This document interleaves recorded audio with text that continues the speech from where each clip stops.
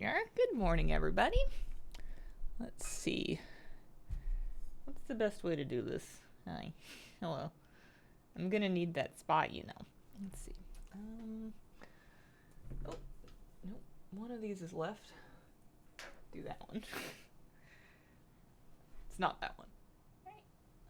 Okay.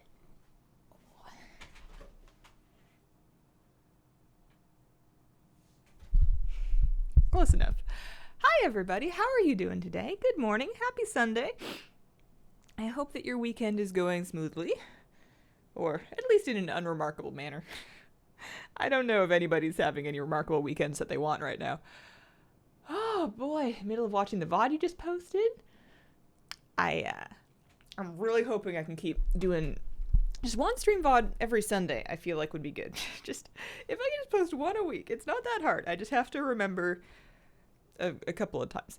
Gonna check out ray tracing in the alpha this week. So unless there's been a new build, it's not active. I know that they've added it to the settings, but you cannot enable that setting. At some point, though, yeah, if they ever turn that on, I do have a 2080 Ti. I can check that out if they ever get it working in alpha. So I'll add that to my list. I feel like I'm very loud. I think it's just because I think my ear seal is just a little bit odd. I can hear myself twice. There we go. How you doing? It is live in the alpha Tuesday. 2080 is disabled for me.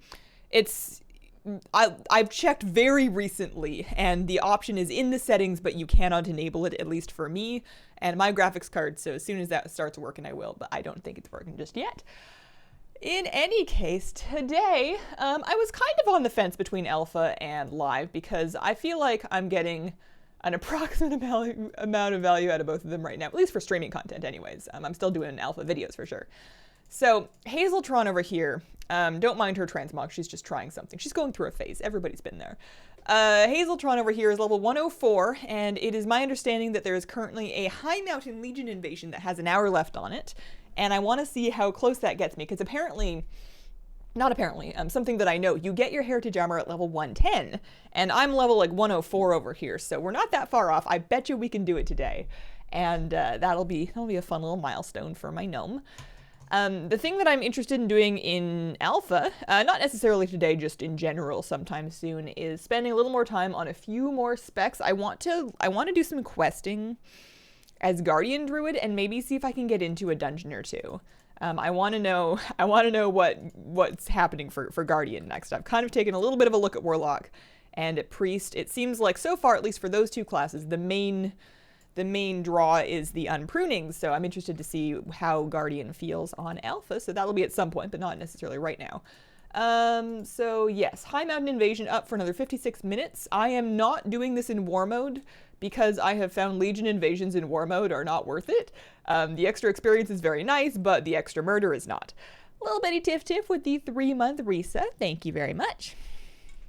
Okay, so this wants me to go do, this quest line wants me to go get my artifact weapon, which I may do at some point if I need to, if I have to do it, if it turns out I have to do it for the sake of starting like quest lines. I know sometimes they won't let you pick a zone to go in until you've done that. Although I think you can just kind of fly down and like find the starting point and go. Yeah, you can just go start wherever you want. So I guess I won't bother. I certainly don't need the appearances. Joker. Something relaxing, but watching someone farm mounds. PF doesn't understand it. It's such a long-lived pastime. It's such a classic digital pastime that, you know, people have been doing mount run days since, well, not the beginning of time, but since, you know, 2000 and like what, 7, 8 or something like that. Bangs look so good. I forgot you had them all along. Thought they were new. Why, thank you. I spent an extra 4 minutes this morning and I re-straightened them. And I've also started doing this thing where I take the hair that grows along my temples and I tuck it behind my ear. I see other people doing this and I've never managed to do it properly before, but I've figured I would actually try because I feel like that's the hair that always gets super crazy and like out too far, and there's like a different texture of hair that grows from my temples that's just very hard to make work with the rest of the situation. So I figure if I can just stuff it underneath and then comb this part over top of it, if I can make that work, that would be chill. Congrats on your new armor set. Hopefully soon, hopefully soon. Although, when you first said that, the first place my mind went is something that you could not possibly have known. There's no way. This morning, like an hour ago, in Animal Crossing, I, off the beach, in a bottle from the ocean, picked up a DIY recipe for a golden armor set. And of course I crafted it because, you know, golden tools break, but a golden armor set, that's forever. So I crafted that, and then I was wearing that around. I styled it with some basketball shoes that had like some tan and gold on them, and then like the retro sports bag with a gold logo. I was looking for what the kids call the drip. No idea what they mean, but I was trying to be real fly, and I enjoyed that. I'm keeping that forever. It looks so ridiculous. It's incredibly shiny. It cost 8 gold nuggets, which was too many. Love your video, so relaxing. Aw, shucks. How do I pick a main when I like all classes except monk? At some point, you just kind of have to accept that you're never going to feel like you've got the right one, and there's also no wrong answer. So you could either try to do it extremely logically and go through pros and cons lists, and when I do that, I tend to sort pros and cons more so by class utility than by like damage or rotation, because damages and rotations will change between expansions, but utility tends to remain fairly the same. Things like which classes have bloodlust and which classes can summon, and you know, mages get teleport and certain classes get slowfall, that kind of thing. So you can go full homework on it and write yourself up a big list of pros and cons and value what's important to you, or you can just kind of do a random number generator pick and then just accept that you're going to commit to that one and that it's going to become special to you because of the time that you'll spend with it, not necessarily for anything it has now, because there's no wrong answers. Hi kitty, what you doing?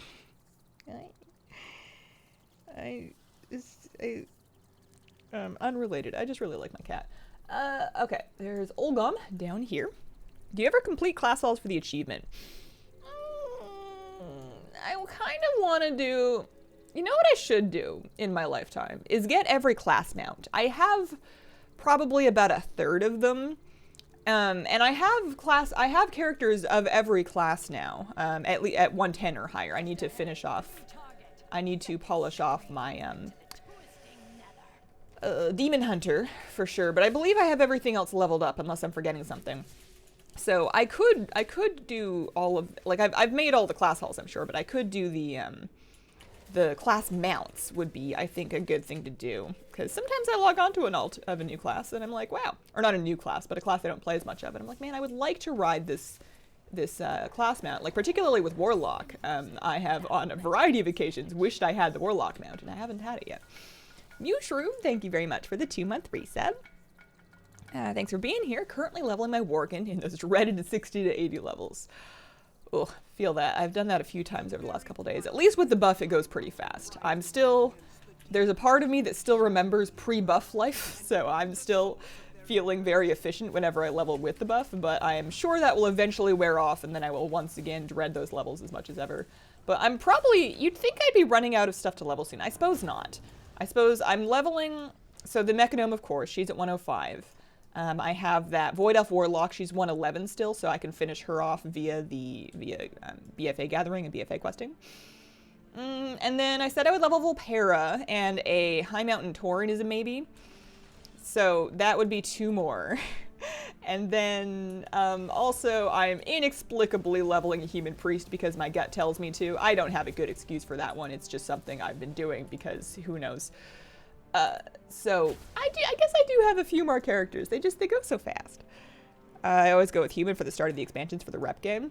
I was considering with that Human, it might be a good character to collect reputations on, because I never finished the rep meta achievements. Like, I don't have 100 reps for the Pure Heart, Pure Blood, Pure something Courser mount, the White Unicorn. I don't have that one yet, and you can grind new reps on that for an alt. So if I could just figure out which reps I have and which reps I don't have, and there's probably some add-on that will let me do that, because you don't have to grind reps again on a new character. You just you won't see them on that pane.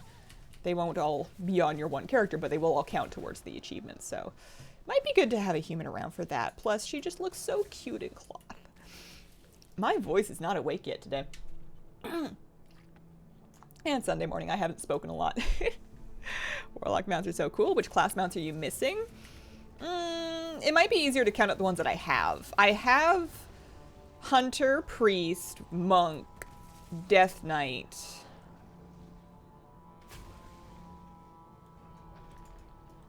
Is that it? I might just have Hunter, Priest, Monk, Death Knight. Unless I'm forgetting something. I notably don't have Druid, despite the fact that I played a Druid all throughout Legion, and have several of them leveled. I don't have the Druid one. I just never bothered. It was too big. If I'm gonna be a Druid, I want to be a tiny little bird and not a big, big bird. I need to kill the boss and click on 2 more of these guys. Oh, there we go. We got that one. Yeah. I suppose I should camp the boss. I find there are 120s around that are doing these invasions, presumably for the reputation, which is great. But occasionally it can make it a little bit difficult to tag quest mobs. Yesterday I did the Val'Sharah. Kitty, what are you reaching for? I did the Val'Sharah. Here, I'll adjust the camera so you can see what's going on in here.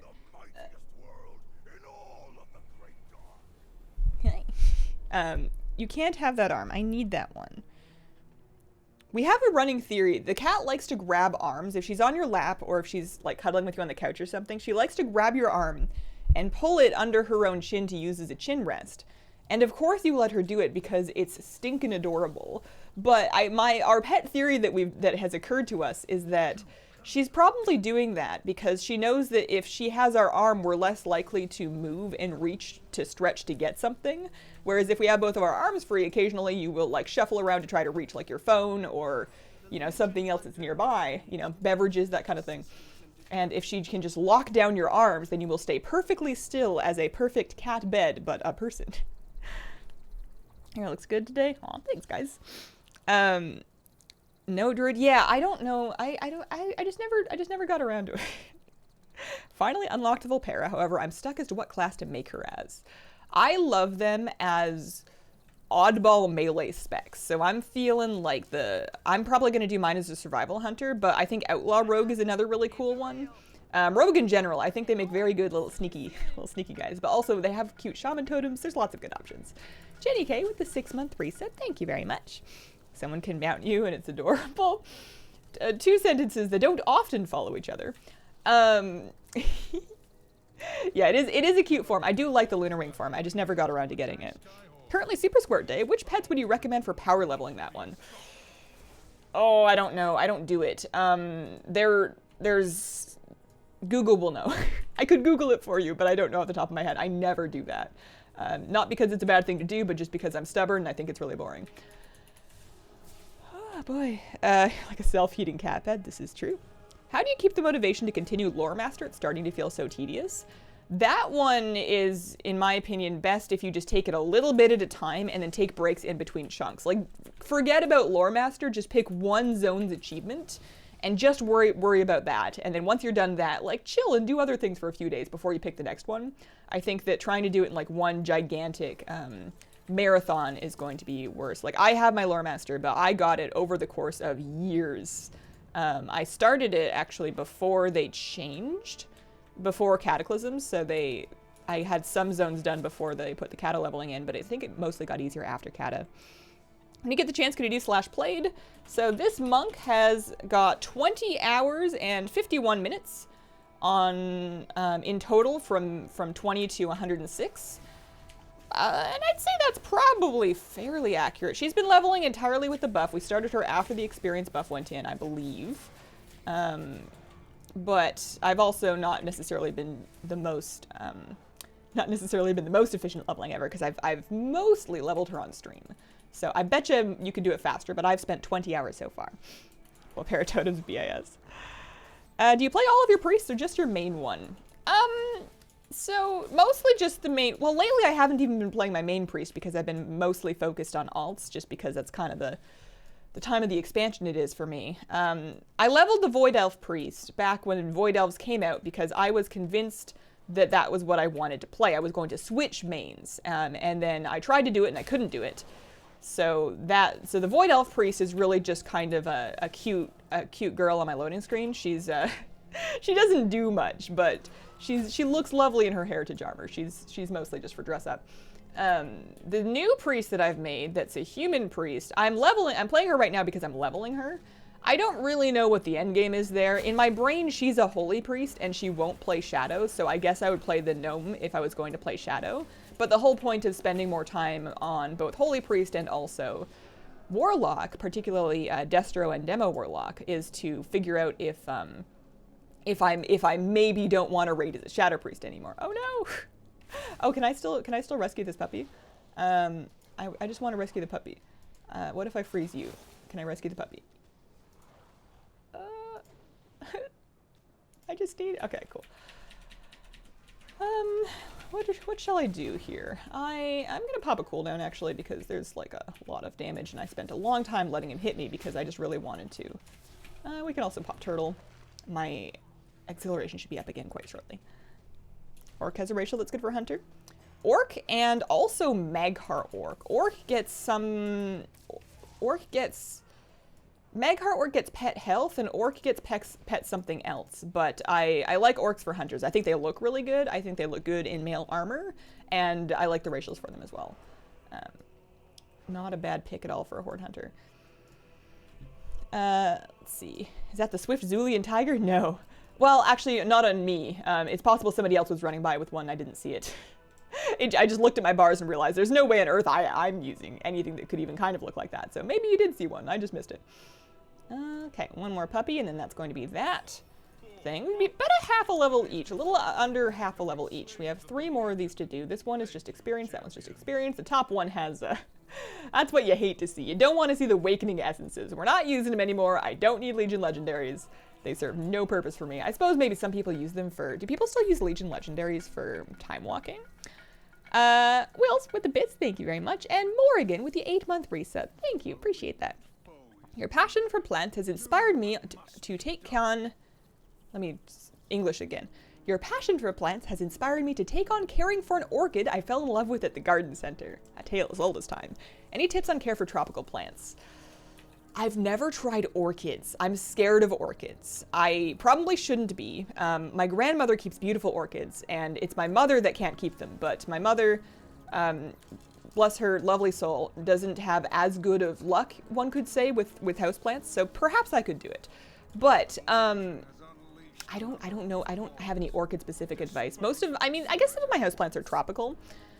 I would say be aware of the parameters. And by that I mean light, soil moistness, air humidity. Those are the 3 big ones. There's more, but those are the 3 important ones. So figure out what you have and what the plant needs. I don't know what those parameter needs are for orchid, but the place where most people go wrong with most plants is getting one or more of those 3 factors wrong. The light levels, the amount of water, and the humidity. And a lot of people forget about humidity. A lot of people have trouble with certain tropical plants in particular. Many of them, I don't know about orchids, but many of them are native to rainforests and jungles that have a very high natural humidity. And then when you move them into a dry home, they end up getting really crispy on their ends. They don't do very well. So you can fix that by... You can raise your humidity by doing things such as running a humidifier, but you can also, just by having more plants, which is addictive, having more plants and bunching them together will also raise the ambient humidity a bit. And then, of course, my favorite, aquariums. Just, jump into another 2 or 3 hobbies while you're at it. Why not? Some Legion Legos used for gold farming? Okay. Watching a stream VOD, nearly missed a stream. I wonder if I should adjust the release time of the Sunday morning stream VOD, because it is kind of tight. Water my orchid once every 2 weeks with warm water. Orchids in our house are unkillable. Yeah, I've just always assumed, I've seen them given as gifts, and I feel like the vibe was always, oh, this isn't going to make it, but I was never looking after them, so I don't know anything about them. They are beautiful. Horde Monstera, bad for cats, scared my cats will nibble on it.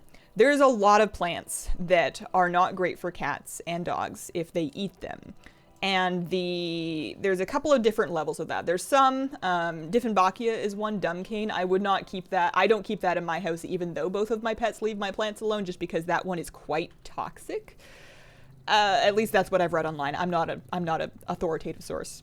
But there's other plants, and it depends on what is in it that's bad for pets. There's some plants that have they have a chemical or compound of some sort that is bad for pets, but it also tastes very bad, so your pet is unlikely to eat a lot of it. And if they nibble on it a bit, they're going to be like, oh, that sucks, and then they might have like an irritated mouth for a bit, but they're not going to die. And there's other plants that they might want to eat them and they shouldn't. So it's a combination of knowing your pets and how likely they are to get into your plants, arranging where you're going to keep plants if you can keep them out of reach of your pets. I know that's hard with some cats. And then being aware of how dangerous it is. I think it just depends on a lot of factors. But if all else fails, there are plants that are perfectly pet safe that will not do any harm if the pet does get into it. And you can always, if you're concerned, it's always the safest bet to just stick with those. Peperomias in particular, I think, are noted as a really good pet-safe plant, and the one peperomia I have is just going off. It's just living its best life. I need to get it a bigger pot. That poor thing dries out its pot in like a day and a half because it's growing so well, and then I forget to water it for a week because, you know, I didn't expect it to dry out so fast, and it's just fine. It just waits for me. It's so patient. I love that thing. Orchid is still in its plastic cup. Put a damp sponge underneath it so it keeps drinking from the sponge. Hi Hazel, I'm moving near the Portland area from Texas. Was wondering what's your favorite part of Oregon? I mean, that's pretty much where I live. We are Portland adjacent. We are in Northern Oregon, near Portland. We're not in Portland, but we're close enough. And there's lots of great hiking and outdoor and nature stuff around here. And then if you want to drive to the Oregon coast, it's a couple of hours, but it's like day trippable. And there's lots of beautiful stuff to check out in the Oregon coast as well.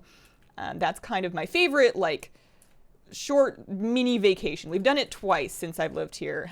You take a couple hours to drive to the coast, maybe stay overnight, but you can go to, there's an aquarium in Newport on the Oregon coast that I love a lot. And there's, of course, big, beautiful beaches there too. Took everyone's advice, made a shaman. At level 50, it's a blast. Thank y'all. I love your content and energy. Stay beautiful. Any achievement that requires you to do all the BFA pet tamers with all the different pet species in a full group? I sure do. I sure do. I thought I was originally kind of sort of planning to make videos for those, but I really burned myself when I made videos for that style of achievement for Argus. I remember spending several months of my life doing, like 130 odd pet strategies for that achievement, and those videos did not do very well, and the pet that you get for the Argus one is the Fellclaw Marsul, which I've ironically named Worth, because I don't know that he was. This little scraggly rat thing. So that experience put me off wanting to do videos, but I did do the achievement. I do have the achievement done. What's the time for you? It is 10:23 a.m. in the morning. Best Horde allied race is Zandalari Troll for the Embrace of Paku. Mega Orc gives your pet extra experience, extra HP, not worth it. Yeah, it depends on what you're doing. I like the HP because on hunters I tend to I'm not really a raiding hunter. I'm more like a world questing and soloing hunter. And on the occasions that you run into some quest boss you want to tank, I guess the extra HP doesn't hurt. I guess it doesn't matter. But yeah, no, you're totally right. For the damage, it's not the best thing. I need to probably make my way over to the boss to make sure that I kill her while she's up at some point, because we can keep working on the prisoners. This one takes a while because they want you to kill a bunch of stuff, but it's not too bad. Let's tag those and then hope somebody helps me. You know that feeling. I rely on that quite a bit when I'm doing invasions. There's other people around. They presumably also need the stuff. So sometimes I'm just like, I'm helping because I'm helping gather things up. And then other people who also need these mobs might appreciate a lovely gathered. See, there you go. Problem solved. It's a bit of a gamble. I've occasionally gotten myself killed doing that, but most of the time you gotta kind of like survey your surroundings. Like, oh, are there any tanks around? Johnny Soares, thank you very much for the 9-month reset. I love the aquarium in Newport. My grandmother used to take me a lot when I was a kid. I think it inspired me to pursue a degree in biological oceanography. That's really cool. I've been twice, and I wish I lived closer so I could go more. I learned there the difference, how to identify a sea lion versus a seal. Sea lions have external ears and seals don't, and I still remember that despite the fact that we went ages ago. Also, I bought a little sea lion plushie there. I still have it. It's in my shelf. Thanks for the suggestion yesterday about pet battles, leveling alts. You were right. Oh, speaking of leveling pets, actually, public service announcement, in case anybody doesn't know. Today is Super Squirt Day for North America, which means you can take your pets to your garrison, pop on any experience bonuses you have, pet treat, safari hat, to pet the Squirt tamer. I wish I could tell you which pets, but Google can tell you. And you can do that repeatedly as all the live long day and level pets up dramatically fast. It's not the most exciting thing you'll ever do in your life, but it does work. So Super Squirt Day. Live an hour and a half away, live 6 hours away. Yeah, if I can... We have a hard time traveling because we have a lot of animals. A weekend trip is a little more doable because the fish are fine over a weekend. You can leave fish for a day or so without feeding them and they'll be okay. They manage that. It's actually not bad for them to have like a fast day in their week. And then the cat, she has an auto feeder, so as long as there's somebody to top up her water and clean her litter box, the cat can stay home as well. We have to take the dog with us because you can't leave the dog anywhere. But we can kind of travel if it's, you know, a really short trip, but anything longer than that. And I not only have the aquariums, but I also have the, you got the aquariums, I have all these plants. I don't like traveling much anyways, which is why I've kind of embraced setting up all of these hobbies that require me to be home. But it does mean that if you ever want to get away for like a day or two, it's tough, at least for both of us to go. For BlizzCon or whenever I've gone home to visit my family, we've managed to do it with just me going. And then husband stays home to look after stuff. And of course I can do the reverse if he ever needs to go anywhere, which is not often. Favorite place in Portland is Powell's City of Books. Love a bookstore that's so big they give a map when you go in. That is a good point, actually. That's a wonderful place. Even if you're not a big book reader, it's still worth it just to go look around and kind of experience it. I feel like it would be at home in Harry Potter. It kind of feels like you know, Flourish and Blots. It's a very, very big kind of magical feeling bookstore. And even if you don't read, they have a cafe. You can walk through, you know, be respectful, but walk through and buy yourself a coffee, and it's still a good day. Washington, so I'm sort of close to you. There's some really cool fish places that I would love to go if I can visit Washington sometime. Man, I have aquarium brain so hard right now. I have such bad aquarium brain. I have been thinking a lot about goldfish. I still can't have them anytime soon. I know this, but Animal Crossing is what is to blame. In Animal Crossing, you can catch several types of goldfish. They have a pop-eyed goldfish, which looks like a black moor. They have a ranchu goldfish, which is a beautiful calico rancho goldfish. And they also have a regular one that's like a cute little fantail. And they're very well modeled, and they're very cute. And every time I see one, I'm like, oh, I want one. Or 3. And so one day when I have a home, I can't have goldfish in this place because goldfish require a fairly large size aquarium to grow to their full potential.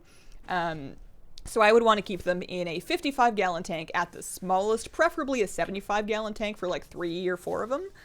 Probably 3. I feel like odd numbers is the way to go. And I can't have an aquarium of that size while I live in an apartment. I'm already pushing it with the aquariums that I have. I absolutely cannot just get a giant aquarium. So I'm planning in my head for one day, if I do ever buy a home or just rent a home where the landlord does not care, which seems unlikely. Landlords are real sketchy about big aquariums, and I don't really blame them. When they go wrong, they go really wrong. So I'm just planning for one day. And I was like looking and thinking about different types of aquarium stands because like a 75-gallon tank is heavy. Like that much water is heavy, and then you get the substrate. If you're doing like sand or like gravel, it's heavy, heavy, heavy. So you want to be careful of where you're putting it on your floor and also your aquarium stand. But most aquarium stands that you buy or that come with large tanks are made of particle board, which turns to goo when it gets wet, which seems like a poor choice for aquarium stands, but it's what most of them are made out of. So I was kind of pricing out what does it cost to get like custom steel ones made, what does it cost to get custom wood ones made. People that are handy will just buy lumber and build them themselves, and it's a fairly, like you're making basically a rectangular support stand, so it's not hard. But given how important it is for it to not suck, I don't think I would trust myself to try to make one because I am not that handy. I would like to be, but I'm not there yet. I'm not using experience pots because the 300% ones are too expensive, and the 10% ones for 7th Legion medals require 7th Legion medals, which are just not worth the effort to go farm for the sake of this. I don't have extra 7th Legion medals. I farmed as many as I needed to get the stuff I wanted, and then I stopped farming them. I have all the mounts and everything, and that's it. You're pretty cool. Thanks, Sparks. You're pretty cool, too. You could add some nanofish to your dirter tank aquarium eventually. Love the flower horn tank with the sparkling gourami.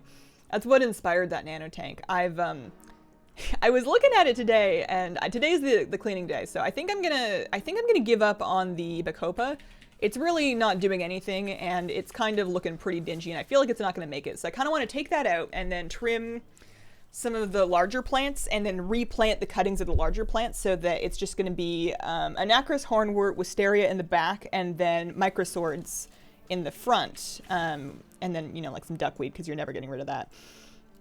That's kind of the plan. Then I need to clean. There's a biofilm on the front of the glass, which I need to clean off because I'm staring at these little teeny tiny little creatures, trying to figure out what they are. And some of them can just be classified as infusoria, like I'm never going to figure out what they are, but they're harmless. But I've heard of Hydra, and I don't know if I've ever had Hydra, and I don't know if what I have now is Hydra. But I saw something, honestly, it looks like Daphnia. It looks like a water flea. There's a couple of them in there, and I just don't know what they are. I'm going to stick around and finish this, this bonus objective. I have now done all of the world quests for the invasion, so that's the experience I'm going to get from that. We are 107 plus another 77%, so I need 2¼ levels to finish. I'm going to do this bonus objective, see where I get. Maybe after that, turn on war mode again, and then go do some basic questing. Maybe in, like, Asuna. I don't mind Asuna questing. I feel like that's usually my new go-to spot. But yeah, I don't know what I'm going to add to that tank. I'm kind of thinking again about betta fish, because it would be kind of cool to put a betta in there, but also, I don't know, I've never done the teeny tiny little itty bitty little nanofish either. Thanks for the boss guides. Thanks, Blind Coyote. Off topic, do you know how heirlooms will work in Shadowlands? Thinking of upgrading, not sure if I should because of the squish. They haven't been completely fixed yet. They are still in the alpha. The tab is still there. You can still create them. Currently on alpha, all of the, they're just not done yet. All of the heirlooms, regardless of upgrade level, are creating at item level 30, which is clearly not correct. So they just haven't been fixed, but I'm sure they're going to. I'm sure they're going to get around to it. But yeah, they don't show any signs of going anywhere. So, that's 108, so I need 2 more levels. I'm going to... What am I going to do? I guess I should pick up this flight point. Let's get out of here. Well, let's go back to Dalaran. Actually, well, yeah, let's go back to Dalaran and then go back to Stormwind to turn on war mode again. I need 2 levels and I'll have my heritage armor. Guide for gear in Fresh 120 is real nice. Project Mage Clothy up next. Hope you're doing good. Nice. Love your hair color. Thank you. Possibly mosquito larvae? Maybe. The tank has motion. I did add a filter. There is a hang on back filter on that tank, so the water is not stagnant. The thing that I'm looking at, it's white, it's extremely tiny, and it moves in jerking motions like a brine shrimp larva would, or not larva, a brine shrimp, like a brine shrimp. What's the word for those things? There's a word for like a just hatched nopli. I have no idea how to say it, but anyways. It's some kind of microorganism. I'm just gonna clean the tank today. Okay, let's do Stormwind, and then I think I'm just gonna skip the artifact weapon quest line because I've done it when I did it on my monk, not my monk, my warlock. When I did it on my warlock, I ran into the fact that it doesn't seem to give any experience, and it takes a while, and I don't really need that artifact weapon, so maybe I just won't. So, not that Dalaran. We want to go... I mean, I guess this is going to take me to Asuna anyways. One of these will anyways. Over here, perhaps? Bettas are the bestest. Have you done the Order Hall quests? I know they give a lot of experience. No.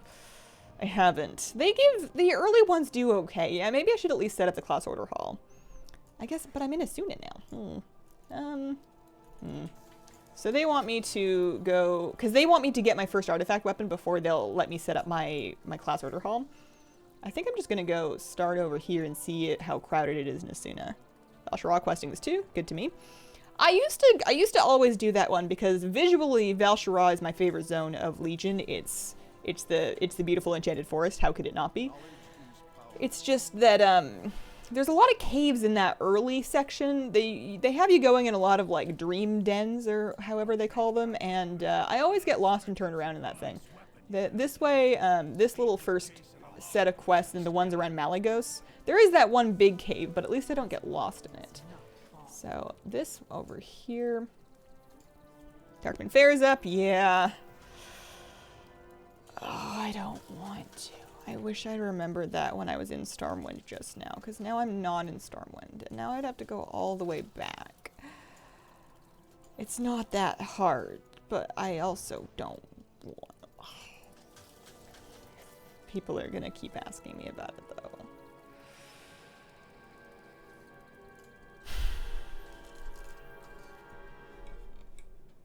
You're right.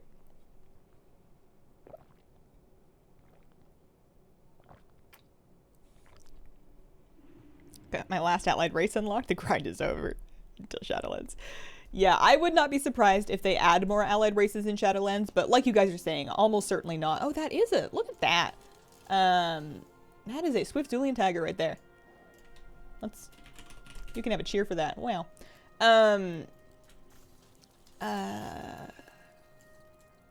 Yeah, probably like later patches, I would imagine. Have you Dollar Hearth yet? Yeah, I used it very recently. I have my other Hearthstone also set to Dalaran, so... Although that one might be set to Legion Dalaran, not that it matters. I was just coming back to Stormwind.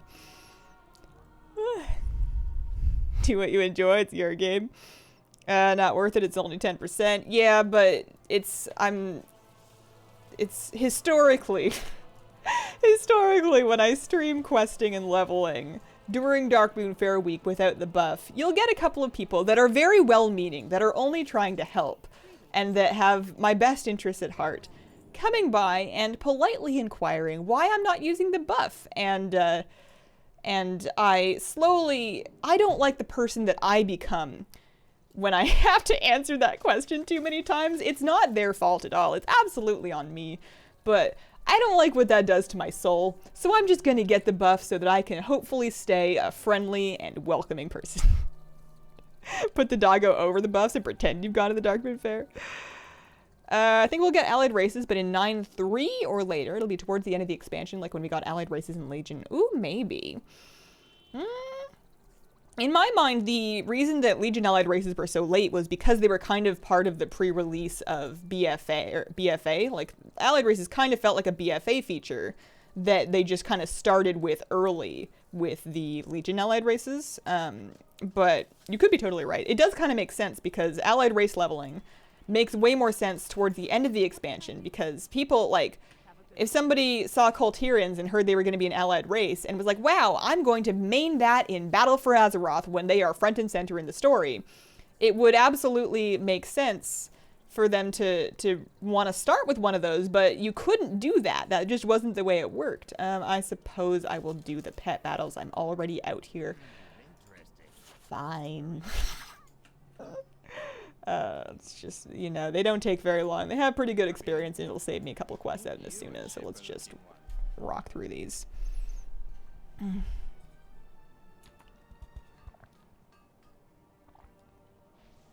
They will for sure make another allied race. They have to make so much money from character renames and race changes. Perhaps. I imagine that the heritage armor system probably works against them in that regard, and that I'm sure some people will race change to an allied race, but many more people will level one from scratch instead of race changing because they want to unlock the heritage armor, at least the first time. Of course, once you've unlocked it, you can then just race change and wear it all to your heart's content. But yeah, you're not wrong. I think they'll keep doing them, but I think they'll also find a way to slow down on the addition of them, because they have to be aware that they've been adding races pretty fast and that it's going to get kind of silly. It's going to get a little weird. I don't know what the bad thing is that happens if you have, like, say, like right now we have how many races in the game? Like what? I was going to count, but I have no idea. More than 10 and less than 20, right? Something like that. Imagine what if there's 40 races, 50, 70. It sounds crazy, but you know, so does item level inflation, so does gold inflation, so does level inflation. It's you gotta look at where your trend line's going and then plan for the future. Otherwise, you're gonna end up trying to do a allied race squish by deleting some of them. Nobody's doing that, and you can't do that. But like, that's the things, you can't do that. Oh man, Ozeroz, thank you very much for the brand new sub. Welcome to the Squirrel Squad. Race change like 6 tunes. Do you think that we'll get another proper race? I think that the distinction between a proper race and an allied race is kind of gone. Originally, when they started doing allied races, I felt like they were just reskinned original races, possibly given to the other faction, and then they made Kultirans, and then they made Volpera, and those don't feel like reskinned old races at all to me, and they very easily could have been new races, but they're still stuck under the allied race banner, so I don't really know what the difference is. I don't think that you can have my dog. Mostly because I don't know if you can handle my dog. He's a special boy. Volpera, just furry goblins. In skeleton, yes, but they feel pretty new. Do you think we have to grind rep for the new races since rep's getting removed from the old ones? I do think that, yes. I could be wrong. I think it's probably like not a coin flip guess, but, you know, 70-30. I think they're going to continue to require rep for new races and then just remove it once it's outdated enough, is my guess. But maybe not. Maybe they'll just give up on rep and only have you do the quest achievement. I think that would be fine. I don't see a problem with that. So now we'll do this one. Tortolans. Reptile race would be pretty cool. What do you think the next core race heritage armor will be? Let me get back to you on that one. Smurflord, thank you very much for the bits. Love the new May wallpaper. Only 4 pets to go in BFA until the collections are complete. All rare drops from assault mobs and paragon caches. Almost 1,200 pets now. Wow. You are like almost done, right? There's not that many left. Next core race heritage armor. Have they done Orc and Human yet? It feels like they would have done those earlier by now. I'm shocked that Gnome got Heritage Armor before Humans. Rogue Chemist, thank you very much for the brand new sub. Welcome to the Squirrel Squad. I used to think that they would prioritize races that had strong representation, that people played a lot, but clearly they didn't because Gnome and Goblin both got their Heritage Armors before races that are wildly more popular. So, Night Elf Troll. I mean, you also still need, like, Orc and Human. It's kind of hard. The normal stuff's already made for them. Yeah. What would it, like, I feel like you can kind of go, with Orc and Human, you can kind of consider it like Stormwind and Orgrimmar-esque. And sure, we already have, like, the guard armor and whatever that looks kind of like that. So you could just take that and then turn it up to 11, and that would be kind of cool. Human, Orc, Undead, Night Elf, you can basically use Warfront armors. That's true. See what you're going for there. Night Elf and Troll will be next. Hazel, glad I made it to another stream. Currently farming for the elusive Quickhoof. Good luck to you. I should do that one of these days. one of these days. I don't mind doing this pet battle, if only because it gives me a chance to reconnect with my pocket cannon. Oh, I wasn't finished talking about my imaginary goldfish tank that I'm going to have one day. So before, in my head, the way I was going to set up this tank was with a 3D aquarium background. You can see videos people have done with these things online. Should I have just exploded? I think I'm going to go for one more cannon and then I'll explode. And I think I may have misjudged this, actually. Yes, I did. Whoops. Oh, well, it's still fine. I can still win this. But you usually want to use explode on the pocket cannon on the cow. I just misjudged my turns. Because it does a pretty good chunk of damage.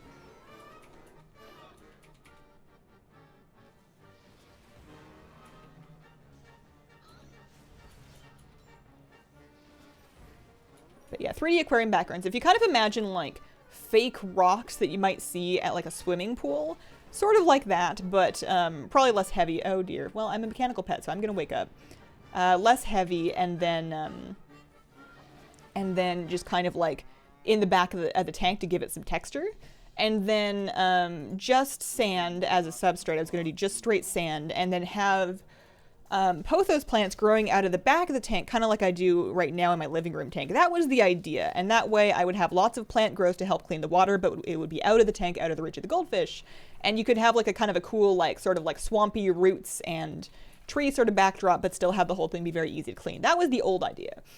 Now that I have tried starting, don't let me leave here without going on the carousel. That's the whole reason I came out here. Also, I really should have done that before I did those pet battles. Oops, a daisy do.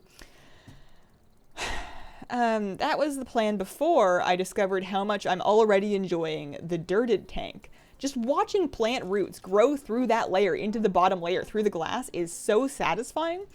So now I'm thinking, what if I had that 75-gallon tank and I had the soil underlayer with probably a sand cap? I see people do pool filter sand. I feel like the goldfish would dig too much in the gravel and like disturb it. So like a sand cap, and then big, big, big Amazon sword plants, because I love Amazon swords, but they get so tall that they're kind of silly to keep in tanks as small as the tanks I have now. You can do a bunch of them, and I bet if they get really big and established, the goldfish won't be able to like completely uproot and demolish them. I've heard that big swords are roughly safe from most goldfish, especially fancies. So, and because it would be a dirted tank, I would be doing the planting several months before I add any fish, and then I would be adding the fish small. So I feel like that might work out, and it might look really cool, like a big sort of like forest jungle of big tall sword plants with like the little goldfish in them. And I could still do the pothos out at the top of it if I wanted to. I do still like the idea of the immersed plants. And this is also exciting, and I can't do it yet. And also, it's going to be kind of expensive. I feel like once I started looking into custom aquarium stands that I would actually trust, especially if it was a home that I owned, I feel like that's like money. Worgen Heritage is a thing. They added that one quite recently. Just got the Vial of the Sands recipe. Congratulations. Farming mats, it's rough. The hard part is definitely behind you, though, for sure. How cool would it be if undead could be shamans? That is a new thought to me. I have never in my life considered that. They are too lazy with allied races. They just reuse existing skeletons and animations. That was kind of the point, though, right? that was kind of the point, is that because they were allied and not necessarily brand fresh new races, you could kind of expect to get more of them more quickly than the time it would take for them to develop brand new skeletons and animations, because I think part of the issue with doing brand new, completely from scratch races is that you have to consider and reconcile how 15 years worth of armor is going to sit on that model. You have to make it fit not only with everything new you're going to make for it, but with everything that has ever existed in the game, which is a challenge that I'm sure gets harder over time. And I feel like allied races, because of their existing skeleton use, you can still change a lot about them to make them feel very unique, but they can put them in the game without having to go back and fix all of that, which means that we can get more of them. Knight legs should be able to get paladins. Bring on the Tinker class, waiting for my turrets. I feel like Shaman's kind of the turrety class now. They're getting their Flame Tongue totem back. That's as turrety as it gets, right? Do not forget, it is Super Squirt Day today. This is true. It is Super Squirt Day today. I am going back to Asuna, which is over this way. We've had this portal room for a while now, right? Like, this is not a new portal room. You'd think that I would have memorized the locations of the various portals by now, but I really haven't. One of the reasons they didn't present Kul Tiran's BlizzCon, weren't sure they could make them. Yeah, I know a lot of people are upset that we don't have the skinny human models yet, and I do think they'd be kind of cool. I hope that we get them eventually, but I'm not surprised that they didn't come in along with the other Kul Tirans. Rope Chemist, did I thank you for your sub? I don't know that I did. Welcome to the Squirrel Squad. Searing Totem is bank. Glad they're adding back her little pew-pews. I think, from what I've heard, it's a very divisive thing that they're doing. I have heard people that, and I think I'm on your side, that are just real excited to have the little pew-pew turret totem, and there's a lot of people that are like, I don't wanna. Don't make me do it.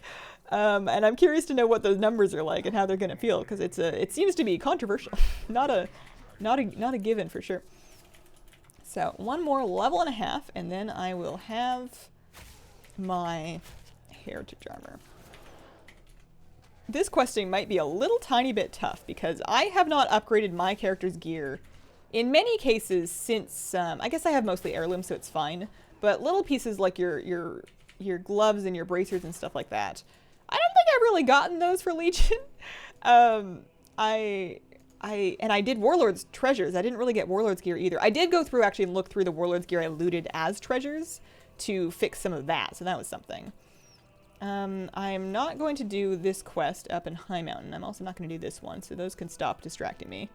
I'm going to hide that one for now, untrack, so I'm just trapping demon souls, apparently. So let's get a couple of them. One thing I do wish, having all the different race shamans having different ghost travel forms, you know, they have a few glyphs, but Kul Tiran would be cool. What would Kul Tiran ghost travel form be if not Ghost Wolf? What else would they use? I feel like you could go with the wicker things, but those are, you know, I feel like the rusty stuff is a lot closer to druids than anything else. Finally going to change my internet provider, going from the 15 megabyte to 100 fiber optic for about $40 less. That's huge. That's so exciting. Should have laid out the portal room better. I'm interested to see if they do end up expanding it, because that was kind of how they marketed it originally, was, hey, we're going to make this room and we're going to put all the portals there and then we can expand it over time as we need to. And then they kind of didn't put all the portals there. And then they haven't expanded it since. maybe it's like a once per expansion thing, because on Shadowlands Alpha there are portals back to the new zones in the portal room, but it's unclear if those are for ever or for Alpha. At least I find that unclear. Okay. Get to interrogate some demons. There are some horde around here, but as long as they're all leveling 2, that's the dream. Okay. We are all that stands between the Legion and annihilation.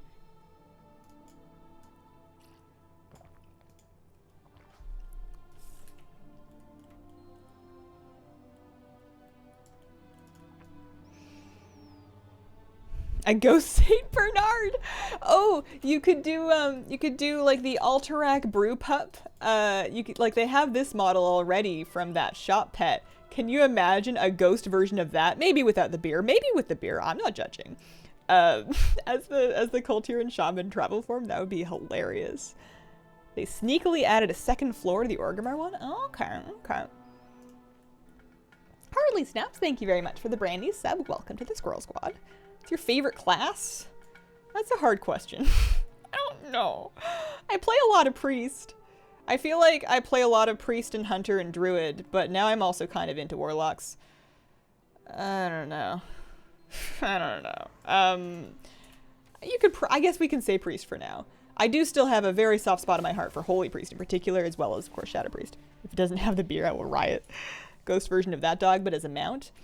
I mean, we do have Shuzen. You know, we have Shuzen the Divine Sentinel as a mount. He is a shot mount, of course, but he was the Year of the Dog Chinese New Year mount. He's very cute. I haven't ridden him in a while. I spent a lot of time paging through my mounts recently, kind of looking for which ones I want to ride in various characters. I was trying really hard to figure out what horse I want to ride on that human priest, because I felt like she needed to have a horse. And there's such beautiful horses in, especially in BFA zones. I ended up choosing, I thought I would do Golden Mane because Golden Mane was, you know, expensive. Or perhaps I would have gone with the Admiralty Stallion. Sorry, that's a pet journal. Admiralty Stallion. This is like a big white horse that feels very priesty. But then I discovered the, shoot, what's it called? No.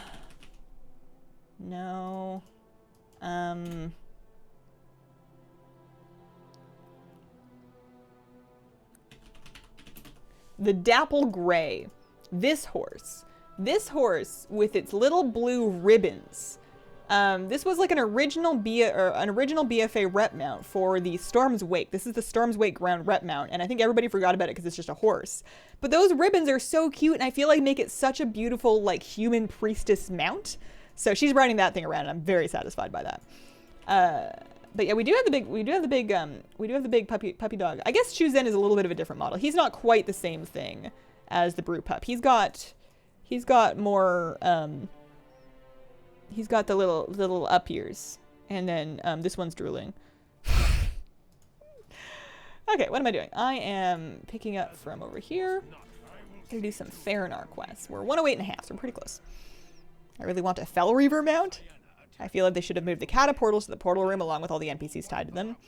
I wonder why they didn't. Perhaps because the cataportals are already kind of centralized to themselves. Like, they have that nice little plaza laid out for them, and there's so many of them that it would have taken up like a good chunk of room in the portal room. Imagine if they make the portal room so big that you need portals just to port around the portal room. You know, I feel like they wanted to move us away from playing portal tag to get places, but they really didn't succeed. If you think of how you go about, like, your world questing in Kultiras to your invasion in Pandaria, you're going through a couple of different teleports there typically. I love the Kultiran mount for a horse mount. It's so pretty. The another good one is the Seabraid Stallion, the BFA Collector's Edition Alliance mount. That one has the lantern. It's got like the braided mane, and it's got the lantern on the back. And I guess it also has some flags on it with like the Kultiran anchors on them. So that's another really good one. I feel like I might ride that on like a mage, like a Kultiran or a human frost mage. I feel like would look really cool on that.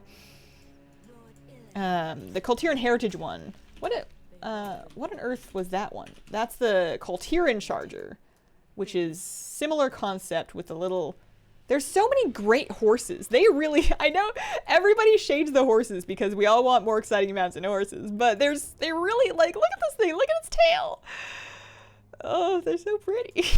You have so many of them. Portal Tag's so much fun, though. Portal Tag is great when you have a solid state drive. Portal Tag is not so fun when you have really long loading screens. I am lucky and privileged to be somebody with the solid state drives, but I feel for people that don't have them yet. Demon Hunters, they're around. Okay. What did they do? Hunters were fine when all the classes were visually boring. Everyone gets cool animations. Hunters are still there with their pew-pews. The only visually great ability is Stampede. Nobody uses that. Yeah, you're not wrong. You're not wrong. I mean, they really went in on casting animations. I feel like a lot of melee classes still don't have, like if you're looking at a Feral Druid, they have, their Thrash and their Swipe and whatnot, but they still don't look nearly as crazy as, I feel like Priest casting animations, your idle casting and then the different like stances that you use for throwing different spells in. It's pretty good, but they also really needed doing. Portals, maybe they should do them like Flight Path. Speak to a mage, ask where she needs to go. You pick, she opens a port. Maybe it does kind of add an extra step to all of your portaling needs. I don't really know what the right answer is. The world has just gotten really big. Dying for a new cool looking wolf for my orc warrior. Got my Brutosaur today. Congrats, Conrad. Upgraded from an HDD to an SSD last year, and I hated anything that made me go through dollar run or multiple loading screens. SSDs are so cheap now. Built a new PC, only have one drive. Terabyte SSDs, really fine. Yeah. It's if you're not using a solid state drive and you're using a desktop PC, I mean, you can do them to laptops too, but it's a very easy upgrade to a desktop PC. You don't even need to worry, like, it's nice if you move your operating system. It's having Windows or whatever you use on your SSD will make your computer load up and start up faster. But even if you just buy like a $50 SSD off the internet and plug that bad boy in, and then put your WoW on it, it's gonna pay off for a really long time. You don't need a lot to do it. Most, not all, but most motherboards will have an extra port for another drive, and most power supplies will have just like an extra little connector for it.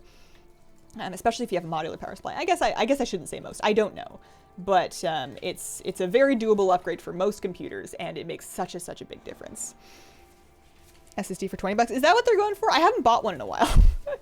I know I usually pay $80 to $100 for them, but I go for faster ones because I'm doing a lot of editing from them, and when you're keeping video previews, you want them to be coming and going real quick. I need to do 2 more Demon Hunters and then find Stelegosa, whose name I cannot say without thinking of the Harry Potter movie scene with the Wingardium Leviosa. Leviosa. It's not Leviosa. 45 Canadian. The Joint Jaina teleports lately. Surprised they don't do something like that. Assuming we don't have to go through Ice Crown every time. Joint Jaina teleports. OS for Windows 10 installed on one SSD drive. Working through a presumed driver conflict. Started with my SSD. Blue screen but once every 24 hours. Ooh, that sucks. Ooh, that's... I feel that not current. What am I doing? I'm looking for another Demon Hunter.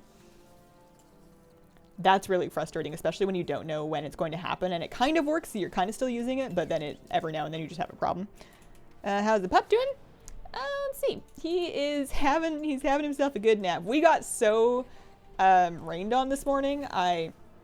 I gloated too much about yesterday when I went for a walk early and it was dry and then started raining when I got home. The universe heard me and was like, we'll teach her. So it was pouring down rain this morning when I went, and then it cleared up as soon as I got home. Which was still fine, especially when it's raining. It means there's extra nobody outside, so you don't have to dodge people as much when you're doing your stay 6 feet away tag. Or not, tag's the wrong word, but you know what I mean.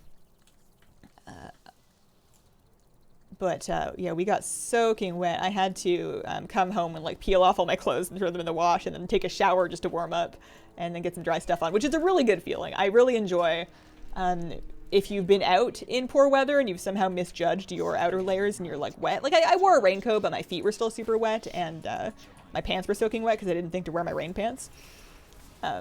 There's something very satisfying about taking all of the wet stuff off and then just getting warm. And also, while I was in the shower, I turned the dryer on with my towels in it, the floor towel and then also my bath towel, so then I could get out of the shower and I had like warm feet and a warm towel, and it was just the best day. Almost worth getting rained on. Social distancing. Yeah. Do you have 7th Legion experience pots? No, and I don't care to farm badges just for them. It doesn't seem worth it for 10%. I'd like to see them add a flight master to right outside the ICC raid, the ICC dungeon chain. That would be cool.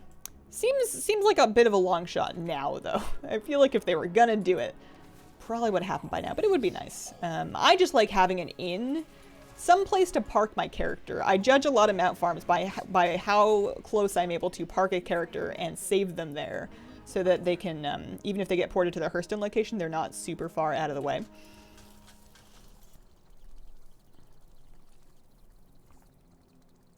Best tips for leveling 100 to 110. Not a huge fan of leveling since I'm saving up for the long boy. So if you want to level 100 to 110 fast, you want to wait for Legion invasions. I like to check the Wowhead front page. There is a little invasion tracker there. There's like a section where you can check daily stuff for Legion. It'll show you when the next invasion is and, you know, the next 2 after that. So keep an eye on that. Whenever the Legion invasion is up, you want to go do all of the world quests for it. And right now with the experience buff, I would say you can get from 100 to 110 in about 3, maybe 4 invasions, but 3 should pretty much do it. 3 or 4 different invasions, and they don't take very long to do each. So that's definitely the fastest way to do it.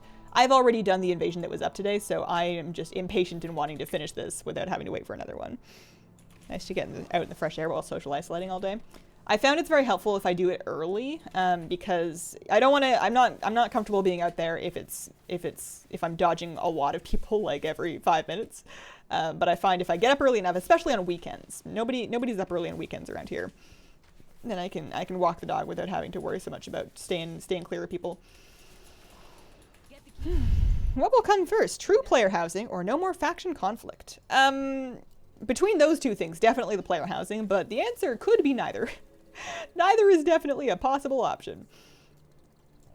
But I think that they are not close to letting go of their Horde alliance system. I think that an end to faction conflict is not in the near future for this game. Where do I turn on showing experience in chat? You want to go ahead and right-click your chat window, go to Settings underneath Filters, and then under Other, you can check Experience under Combat. So, one more time, right-click your chat channel, go to Settings, go to Other, check Experience. And that is what's showing me this, like that thing died and I got 1600 experience. Somebody showed me that on stream not too long ago. And it's not important, it doesn't matter, it's not necessary, but it feels good when you're leveling. It's a satisfying thing to have on.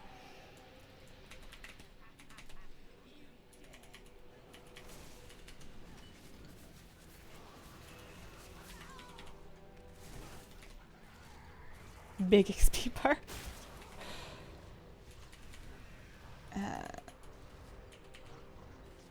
How is your state handling isolation? Some places seem to be relaxing the advice, others not so much. So I live in Oregon, and Governor Kate Brown has extended the state of emergency right through till July, which I am all in favor for because it seems like it would be unsafe to fully open just yet. Oregon doesn't have a ton of cases, but we have enough, and I don't believe that our case numbers are dropping yet, so it seems fine. But there are definitely some people, especially there was a protest in Salem, I want to say yesterday. That happened. There's some people that are not pleased with it. I will admit that I'm not personally that inconvenienced by stay-at-home orders because I'm able to pursue my life from home. So I'm fully sympathetic to people whose businesses and livelihoods are damaged. I just think the human cost should be considered first, but it's also very easy for me to say that, and I can understand why people might disagree. Georgia opened everything, I heard.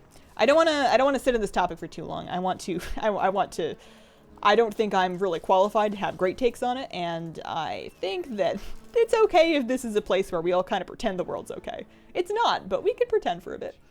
I need to kill this guy, is that true? Oh, they're chatting. Chit-chat. Here in the UK, still in isolation, working from home where possible. I love your talk the other day about a human priest. Inspired me to start leveling a holy priest. Absolutely loving it so far. They're just so pretty with like the glitter, and they look so nice in the robes. And I did a little bit more on mine yesterday. It's the first time I haven't been healing leveling dungeons for a long time. I've been leveling damage specs and just questing. So I was doing some like I was healing some early dungeons, which I hadn't done in a while, and I was really surprised by how much damage tanks manage to take, even when they're wearing full heirlooms. I feel like they've done a couple of retunings of how old content is paced over the years, and not everybody has gotten the memo that you can't just pull everything. You can pull quite a bit, and you can still chain pull. And like, I'm not going to go out of mana, but I ran into a Stockades run where somebody who I think wasn't wearing heirlooms, basically, they did one pull of trash, and then they beeline for the end boss room. And they pulled, like, a good third of the dungeon, and then we tried our best, but we definitely died. And I was going to say something, but I think they knew what they did, and then we finished the run more conservatively after that. But it's also remarkable how at low levels on a healing class, you can out-DPS most of the DPS if you try. And many of them may be new players, so it's not like it's a big thing or anything, but in heirlooms, at least as a holy priest, I can keep my renew up and then do the occasional, heal or serenity on a tank that needs help. But if the tank is okay, I can just be spamming my holy fire, my smite, and my chastise, and I can out DPS half, if not more, of the DPS, and it helps the dungeon go faster, so it's kind of fun. I understand that if I was a disciplined priest, I would be able to do that while healing, and I don't care. I like holy. I can't explain it. Graduation was canceled, so me and my friends are going to do our own graduation. Animal Crossing, that's a really cute idea. Leveled Void Elf just for the Mog, enjoying it so much. Holy and Dis are great, pushing on to 120. Void Elf casters are just so OP because of the movement ratio and because of the lack of pushback. Like, it's hard to overstate how much you miss that when you don't have it anymore. So we are 109 and 20%. So close yet so far. The bonus objectives are decent, but I feel like they're not necessarily worth it over questing sometimes. How much do I get for picking this flower? Luxatern with the 3-month resub. 3 months. Here's to a ton more going forward. Thanks. Do you have an opinion on the Shadowlands Hunter changes? I still feel like the specs other than BM are confused. To be honest, I don't know what they've done to it. I have not really read on Hunter changes in Shadowlands. I don't know. Did you see the prop pally soloing a couple of current raid bosses? I did not. I saw the groups full of tanks doing it with like crazy Twilight devs. I didn't see any prop pally soloing it. Void Elf Priest, strongest race class combo. Love me my Void Elf Warlock. I need to finish leveling mine. I log on, I'll get some free time in the evening, and I'm going to be like, I'm going to level some WoW alts tonight.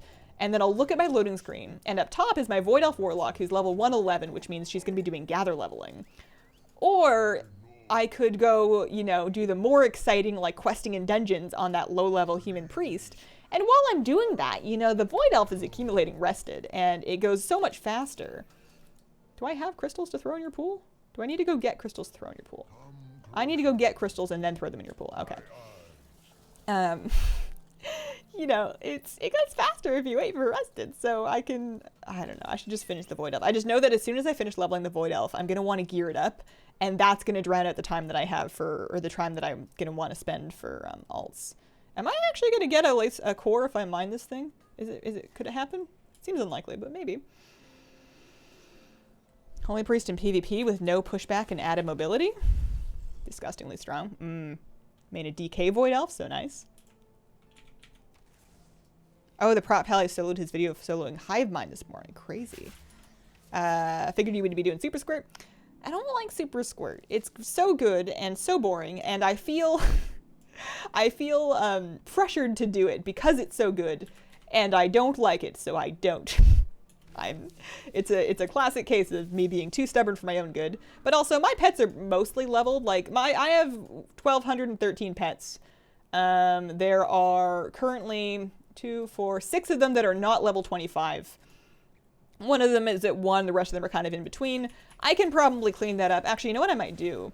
I hate this quest. You know what I'm going to do? I'm going to go do some Draenor pet tamer stuff, actually, like right now. Because I think that'll be good experience for this character, and that will also, because it's Battle Pet Day, I can also be leveling those pets. So that's a good idea. So let's head out and do that. If we can just get these spiderlings off of me, because it takes forever to get these cores. So let's off and away. Actually, if we go via Dalaran, we can turn in that Laystone sample. You get full experience for Legion profession quests. You don't get any for the BFA ones. What is Super Squirt? Super Squirt is when the Squirt pet tamer in the Draenor garrison coincides with Battle Pet bonus experience week, so that you can repeatedly fight that tamer using a 2-pet leveling team, or a 1-pet leveling team if you want, doesn't matter, experience split's the same, and level pets in your garrison as much as you like, is the idea. It just involves standing in your garrison doing the same pet battle over and over and over again, which makes me want to claw my eyes out. I would rather fly around and do different pet battles one at a time, and while it's slower because of travel time and you can only do them once per day, if I do a full lap of Draenor Tamers and then a full lap of Pandaria Tamers, I'm done with battle pets for the day. That's as much as I have in me anyways. And while yes, you have extra travel time, it also gives you experience for doing the quest. And sometimes if you're doing, especially if you're doing Pandaren Spirit Tamers, you're going to get your, I guess I should hearth to my garrison. I should send myself some pet treats. I don't have any pet charms on me. Dark pet supplies. I could send myself some pet treats to increase my experience. But yeah, it's good for leveling alts because they'll get a whole quest worth of experience from the quest, and you also get a hit of experience from doing the pet battle itself. So I'm going to log here for just a second and send myself a pet treat. I wish I knew which character had them. I'll just check my priest. This girl. I didn't actually watch the video. I've discussed the video with other people that watched the video and understand that they were taking advantage of some crazy stacking Azurite traits in addition to a lot of corruption. It sounds fun. I just never sat and watched it.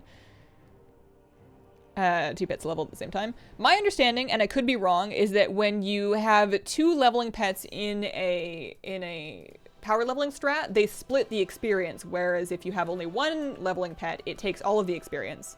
And given that it is just a little bit faster sometimes or easier, just less stress to use 2 max level pets instead of just 1, it doesn't seem super worth it to me. But that's, I could be wrong. Maybe it doubles the experience. I don't know. Okay, so there's pet. Do I have any treats on me? Not in my bags. Let me check my bank, and if not, I have charms. I can just buy a couple. I can never remember exactly how. Well, I have lesser treats, and I have ominous treats. I have 35 lesser treats. You know what? That's good enough. Like I said, I'm almost done leveling the pets anyways. That'll do. I am too lazy to go buy more treats. I'm just gonna send her some of those. Here, take 5. You won't use them all. Lesser pet treats deserve love too. Hazeltron, good enough. I know it's not optimal. I don't really care.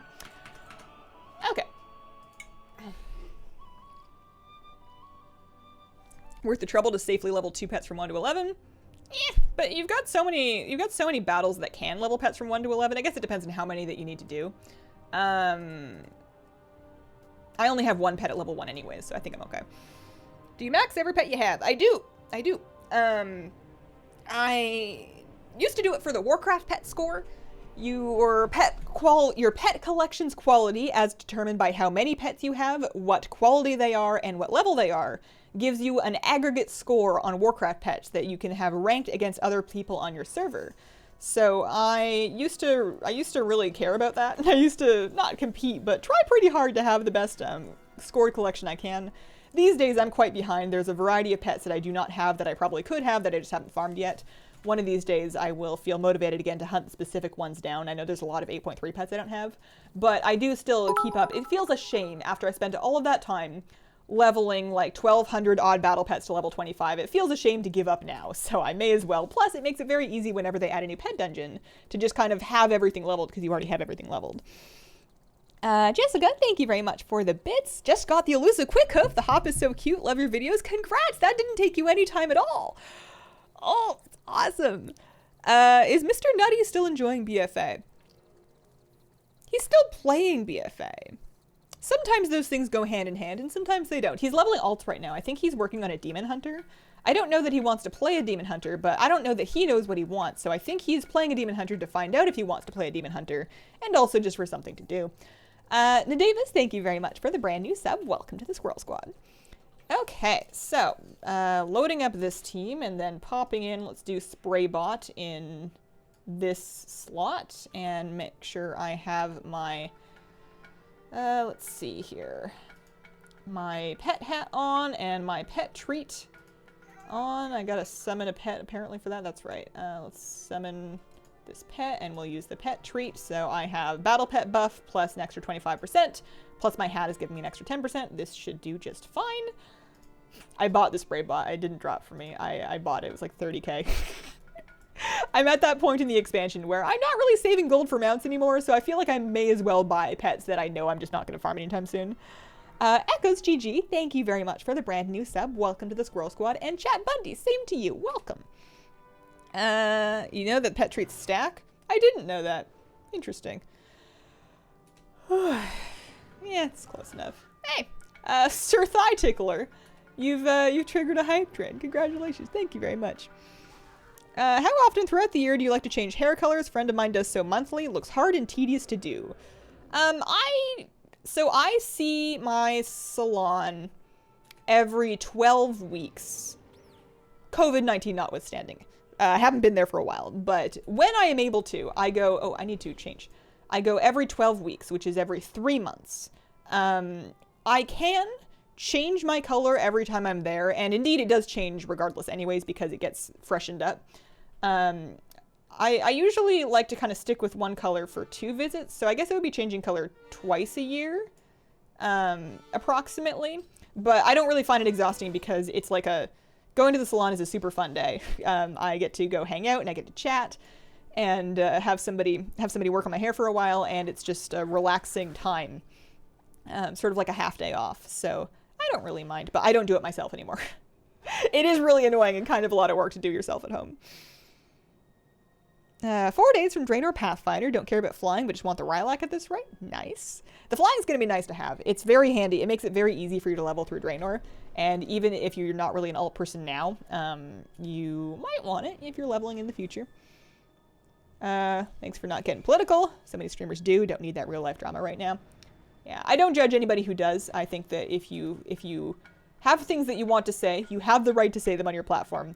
But I'm cool with keeping this a pretty apolitical space. I'm down with that. I don't have anything I feel like I have to say. Somebody said it.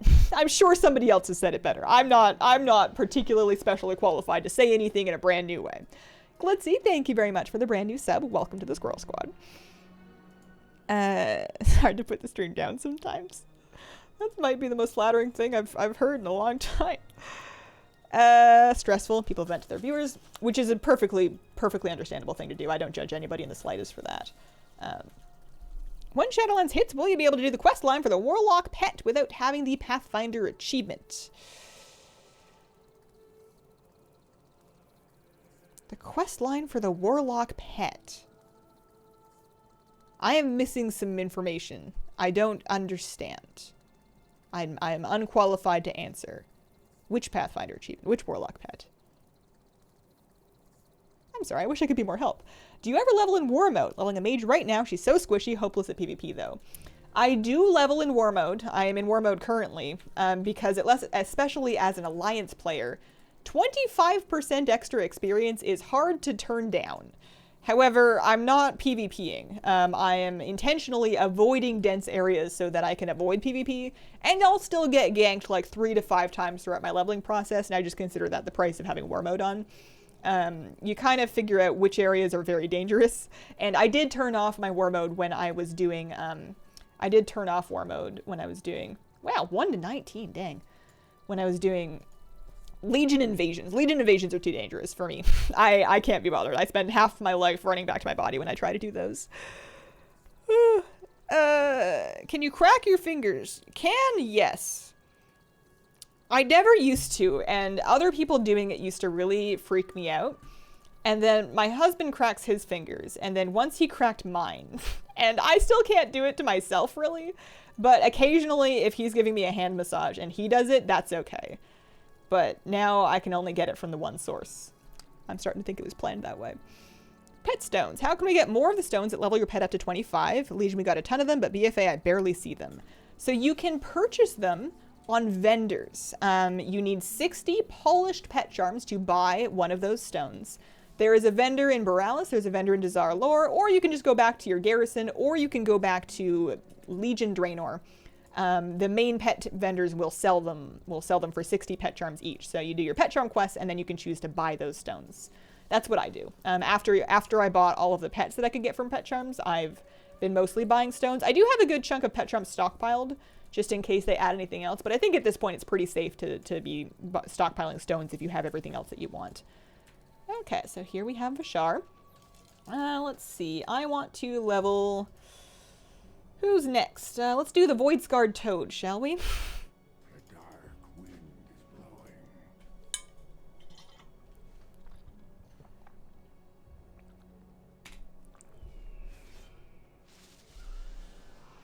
blowing. Bird Bread, thank you very much for the gift subs.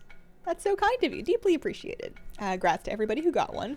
Also, Lazuli with the simultaneous gift subs. Wow. What are the odds of that right on top of each other? You guys are too much. You guys are too much. Thank you so much. Sorted laundry, but haven't actually started washing it yet. Oh, that's a mood. That's a moment. I don't think I've actually done that yet. That sounds like something I would do, but I don't know if I've done that one in my life. I remember people saying that you'll get arthritis if you crack your fingers a lot. I wonder if that's true. It sounds plausible, but it also sounds like one of those things that people say that turns out to not be true. And maybe they just want you to stop cracking your fingers. As soon as I deleted my pet charms, they added the pet charm vendor back. I was so mad. You deleted your pet charms? The pet vendor's been there the whole time. They've never deleted a pet vendor. They've just, at the end of last expansion, they converted the pet charms. And they'll probably do that again. But the new ones have always been good. It's been disproven? Sick. Okay, cool. I don't think it's true. Sounds good. Any tips on getting into pet battling? Been playing for a decade, but barely touched pet battles. Your first challenge as a pet battler is going to be getting your first couple of pets to 25. So you're going to want to first figure out which are the first pets you want. There are some standard ones that are universally pretty useful. Things like Icky, things like the Mechanical Pandaren Dragonling. So if you can get a copy of the useful pets, and then look into how to get them leveled for the first time. I did a video about like beginner's guide to battle pets in BFA. So that's on my YouTube channel. That's a reference that you can use. And then you can kind of check out which pets people tend to recommend. If you can get yourself, now Valkyries are wild caught pets. You won't be able to get that right away. Yeah, I would say what? Icky, Mechanical Pandaren Dragonling. What else is a really good early one to have that's like super universally useful? The problem is they're changing some things in Shadowlands. I'll have to take a look at that. Handy notes or Tomcat's tours? I use both, honestly. I use Tomcat's tours for the newer stuff. I prefer Tomcat's tours for like Najatar and the new zones, the invasion zones, your Oldham and your Veil of Eternal Blossoms. But if I am doing like Draenor treasure leveling, or if I am doing holiday, like Midsummer Fires or Lunar Festival Elders or something like that, I will still grab the Handy Notes plugin. There we go. Voidscarred Toad, level 22. I am halfway through this level, and there's another chunk there. The pet battle itself is like pretty good. So up to Talador to do the nice lady with the moths. Anibisath Idol. Anibisath Idol is a classic. I feel like he doesn't come up as much anymore. Like, he was really strong in a bunch of Pandaren fights, and they didn't really change him much, right? He's just, he's a good tanky one. Cracking them promotes circulation. If you're doing it incorrectly, it'll probably hurt, but long term, it's okay. I guess I don't really crack my fingers, but I often, like every day whenever I remember and get around to it, I have a stretching routine that I do that's like kind of, I don't know, it's dance stretches that I learned growing up in various dance classes combined with yoga that I've seen other people doing on the internet. It doesn't matter. Some stretches that I do, and there's like certain joints that will always crack and like kind of pop, but feel way better after I do that. My hips in particular, my hips, they don't lie, but they also crack like an old lady. And my back, and I always feel way better if I remember to do that. Terraclaw, good one too. Ancient Nest Guardian. Got to take advantage of Super Squirt Day. Neglected it last time it was up. Yeah, it is very good, especially if you have like a big bulk of pets that you want to level. But it's also not the end of the world. Oh, but hips. Very little feels as good as a good back crack. You guys made me think about my posture. Posture check over here. I'm leaning over a little bit too much. Oh, I still need to strengthen my neck a whole bunch more. I've been trying very hard to work on my neck posture. My head sits too far forward most of the time. And I was doing great for a while, but then I feel like in quarantine with just being on computers 1,000% of the time instead of just like 880%, it's been I've been bending over devices a little bit too much. Okay, let's do the golden. Well, let's throw Gloop in here. Let's do Gloop for this one. Also, I need my notes for this one because I've been fighting Heirlooms for years and years and years, and I still don't really remember the turn order, and I know that I can mess this one up, so I'm going to follow this to a T. We're going to pass. She is going to do that. I'm going to swap to my Clockwork Gnome. This is an Aranesh strategy from wow-petguide.com, I believe. We're going to build turret. Watch McLaren unbox video on how F1 drivers strengthened their neck. Oh, like car drivers. I was thinking of computer drivers, and I was unsure of how to install those to improve my joints. Metal Fist, and then repair. Hang on, I'm gonna finish this pet battle and then get back into chat. Otherwise, I'm absolutely gonna forget where I am. I don't like using TD scripts because it feels a little bit too, I don't know. For whatever reason, me following a list manually feels like the correct amount of cheating. None of them are cheating. None of them are bannable, but TD scripts feels like a little too far to me. And then we're going to Metal Fist twice, and then build turret one more time.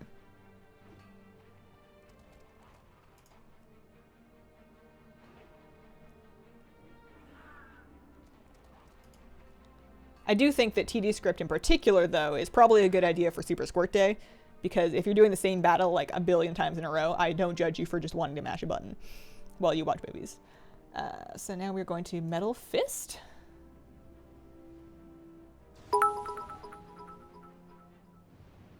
And then I actually switched out the last pet in the strategy because I like the Bronze Whelpling for it. I'll be back with you guys very shortly. Because yeah, you get the lightning buff turrets. And then we can Metal Fist again.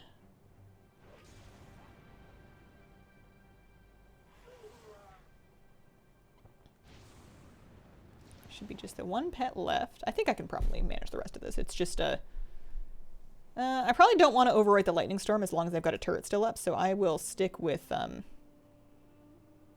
Actually, you can stun because it's the last... You can safely stun them because it's the last pet, so there's no... They're not going to swap it out or anything like that. Sea Bear, thank you very much for the bits. Appreciate it. Did you gather through Legion leveling or just do invasions? Usually just invasions. For the very last bit of Legion leveling right now, I'm doing pet battles because I ran out of invasions and didn't want to wait for another one. Computer driver to restore joints. Want one of those now. Did you hear what I heard as well? Movies? I don't know what I said. Laundry's going. Hard to be motivated when nobody's leaving the house. Don't leave the car. Yeah, there's something... I feel like I mostly fold laundry because I know my cat enjoys it so much. She gets so happy. She like trots into the bedroom and leaps onto the bed, and then, you know, you just give her like a rag. We have these microfiber cleaning cloths, and there's nothing that cat likes more than to play with one of those things fresh out of the laundry. She'll like grab it with both paws and rub it on her face, and then roll around on her back and bunny kick it. And I don't know what the deal is. It's clean. It's been washed. But she loves that so much, and I would hate to deprive her of such a joy.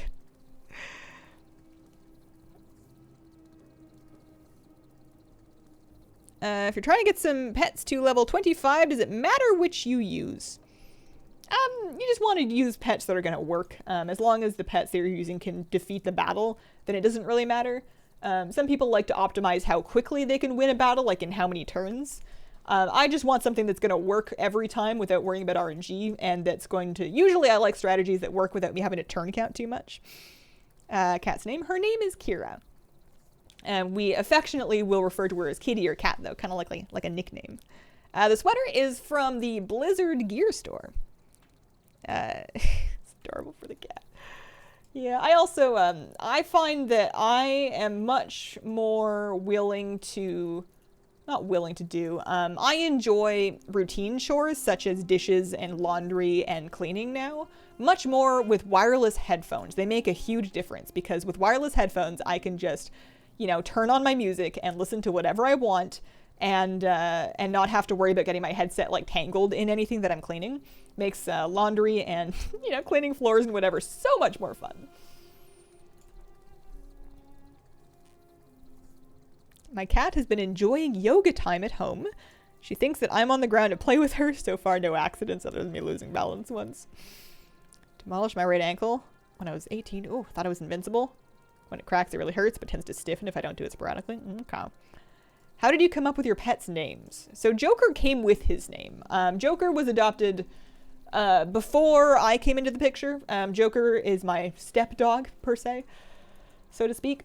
So his name, I think his full name would be Joker's High, because there was like some kind of a playing card theme with that litter of dogs. And also he's an April Fool's baby. His birthday is on April 1st. So those things both kind of combine to make him just Joker. For Kira, at the time that we got Kira, we were both watching Death Note. So she's got a Death Note name. Also, I just think it's a lovely, cute little name for a cat. I want to start doing some pet battles, but I don't know where to start. What do you recommend? Your first step is going to be figuring out which early pets do you want to start with. Ideally, some that are good at 2-pet strats. Hard to go wrong with a Mechanical Pandaren Dragonling. Icky is another good one. Anubis Idol has also been recommended. And then you want to get them to level to 25. I have a YouTube video that is called like Beginner's Guide to Battle Pets in BFA that walks you through exactly how to level the easiest way to level your first pets in BFA, which essentially you want to do world quests for pet charms, and the BFA world quest will scale down to your pet. So if you only have level 1 pets, you can fight a BFA world tamer, a BFA world quest tamer with those level 1 pets, and their pets will scale down. And doing that, you can beat those battles, get their pet charms, and eventually buy ultimate battle training stones to upgrade your pets to level 25, is the short version. Which pet? It's the Whelpling. Yeah. Clunko and the Valkyr are important for this strategy. So I'm going to once again put up my notes because this one kind of matters. We're getting pretty close to 110. I almost have my heritage armor. Okay, once again, paying attention. I'm going to start by haunting. So we'll do this. And then my fossilized hatchling comes in next. This is another strategy that requires me to pay attention, but also it works so good. And you can do this one with a level 1 pet. I just have leveled all my level 1 pets. So we Bone Storm, and then Ancient Blessing, and then swapped my level pet. And this one's kind of nice because the level pet swap in will eat a stun. So it's useful, and it doesn't take any damage. Ancient Blessing. I do think there's a little bit of damage that happens just from it being in the front line while Scorched Earth is active. So if it's like a really squishy level 1, it might not work. And now we're going to swap. He's going to get stunned, and then we're going to swap back to the fossilized hatchling, therefore having eaten the stun. Yeah, he takes like a little bit of damage. Bone Storm, Ancient Blessing, and 2 Bone Bites.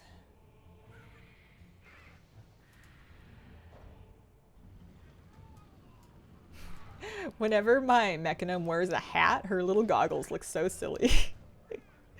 Sometimes I wonder if I want to recustomize her to have eyes instead of goggles. I don't really know. 2 Bone Bites is next.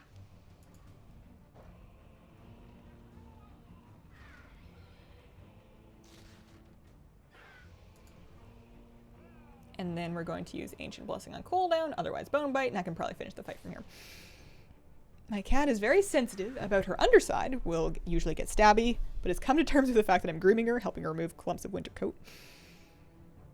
My peace lily finally started blooming again after almost a year. Nice. I love cooking or doing chores while listening to your streams or novel videos. Wireless headphones. I love them a lot. I have a few too many. I have wireless headphones now for pretty much every situation. I have them for this computer. I have them for my other computer now. I have ear pods for when I'm like out with my phone or if I just want to really quickly have music from my phone. And then I have this thing that is for streaming. And part of me kind of wants to, there is a part of me that kind of wants to find a pair of wireless headphones that work with the Nintendo Switch because sound is so important to Animal Crossing. Particularly if you're fishing. Sound is really important in Animal Crossing, and I can only really play with TV sound right now because I usually play on the television. And our TV is in the same room as my husband's desk, so if he's gaming or if he's chatting, then there's interference there, and I don't want to turn it up too loud. So it would be nice to have wireless headphones for that, but wireless headphones with a Switch are apparently kind of a finicky thing. You can get them, but it's a little bit odd. And I don't know if I can really justify purchasing, what would it be, like the 5th set of wireless headphones just for another application. Bluetooth adapter and any headphones will work? Is that true? Because I have many pairs of Bluetooth headphones. I heard that wireless headphones with the Switch will work if you have like the ones that are already paired, like the Logitech ones that have the specific adapter for that headset and not just generic Bluetooth. The adapter works really well. Because if I could just get another one of those little USB Bluetooth things, because I already have one for my other computer, if I could just get another one of those and plug it in there and then use my existing Bluetooth headphones, that would be better. I read that that wouldn't work. I read that that would not work. I haven't tried it. What brands do you recommend, and have you experienced battery charge as a bottleneck? So, let's see. The wireless headphones that I have that I really like are Bose. And I have found that my Bose headphones have crazy battery life, but I use them every day. Like I still have, I had a pair of Bose SoundLink 2s, and I would use them basically all day, every day. And over the course of about 3.5 years of doing that, they still hold a charge, but they no longer hold like a 10-hour charge like they used to. They no longer hold an all-day charge. And they were also getting a little bit scraggly from having traveled with them so many times. So those have been retired to the second desk, and I have a pair of noise-canceling Bose now for this desk. They do really well on battery. The cheap ones, I feel like the cheap ones don't do as well. These ones are kind of inconsistent in battery, and also the left one doesn't work anymore, so I can't really recommend these. Did you ever play the GameCube Animal Crossing? I did not. I played New Leaf on 3DS, and then I've played New Horizons, but that's it. New Leaf was my first Animal Crossing. You could put a 3.5mm jack in the headphone jack to make it easier to access, and then jam a dongle in there.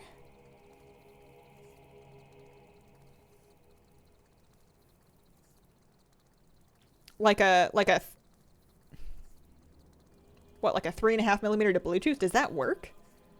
People use 3.5mm to Bluetooth. Oh. On the TV. Oh, interesting. Oh, that might work.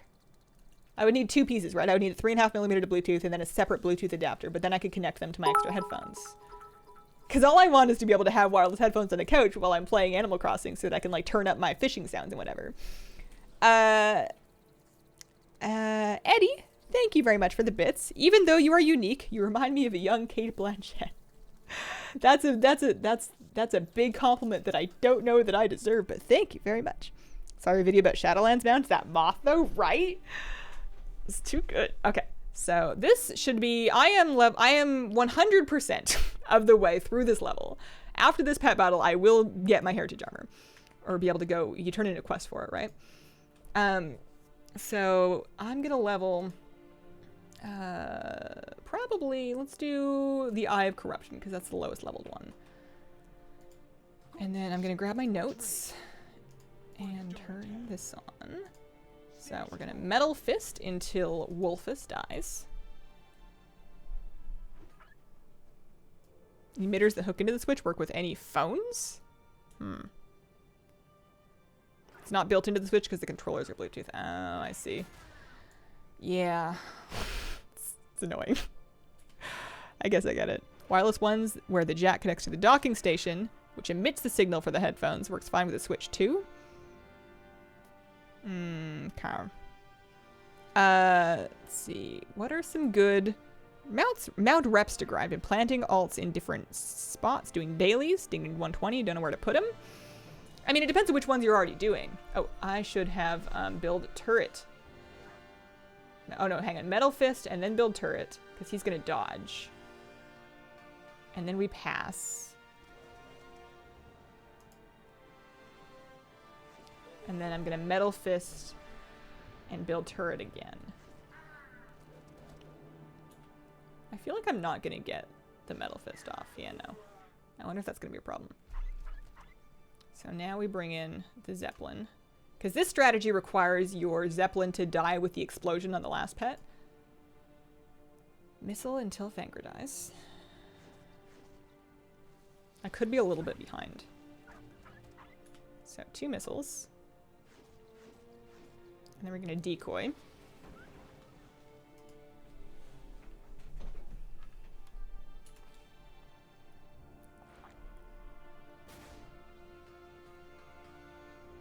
And then missile until his health is below 618. Usually twice. That is below 618, so now we can explode. And boom! My Zeppelin's dead, the Wolf's dead, the Eye should get all the experience. The Eye is now level 25, so that's another one done. There we go, level 110. Heritage of the Mechagnome. Accept.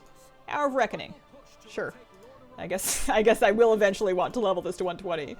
Part of me was kind of just doing it for the heritage armor. I don't know that I really need another hunter leveled up, so I may take a break in this one, let her get some rested. I'm going back to Stormwind. Grass Hazel, thanks. Real sick of alt tab into Wowhead. I have corruption just watching in the background is very creepy. When there was no way to seamlessly connect the Bluetooth ones, I thought Nintendo would come out with proprietary headphones. Don't care. Popularity of AirPods, such oversight. AirPods, I found, are annoying to connect to non-Apple products. You can do it. I have managed to connect AirPods to a PC, but it's like so inconsistent and gross, it's like kind of not worth it. At least when I did it. Maybe it's better now. I pretty much just use my AirPods with my phone. And then if I'm traveling, I'll go through the effort of setting them up with my iPad and whatever, but it's like not that seamless to switch between them. So I'll usually just use them with my phone. I really like having them with my phone if I'm FaceTiming though, because then I can just kind of hear and also speak with a microphone if I'm calling my mom or my sister or something like that. 110 to 120 in freehold if you want. A very kind offer. Probably gonna pass. I'm probably just gonna park her in Borealis for a while, and then eventually gather leveling will do it. I'm going meet Prince Erasmus in Mechagon City, which I can do via a Stormwind portal. Okay, for a second I was like, hang on. I can't get there yet, but I can. I can get there. I just need to go to the emissary area, and that'll work. But the only one who leaves them at 110, you're done now, goodbye.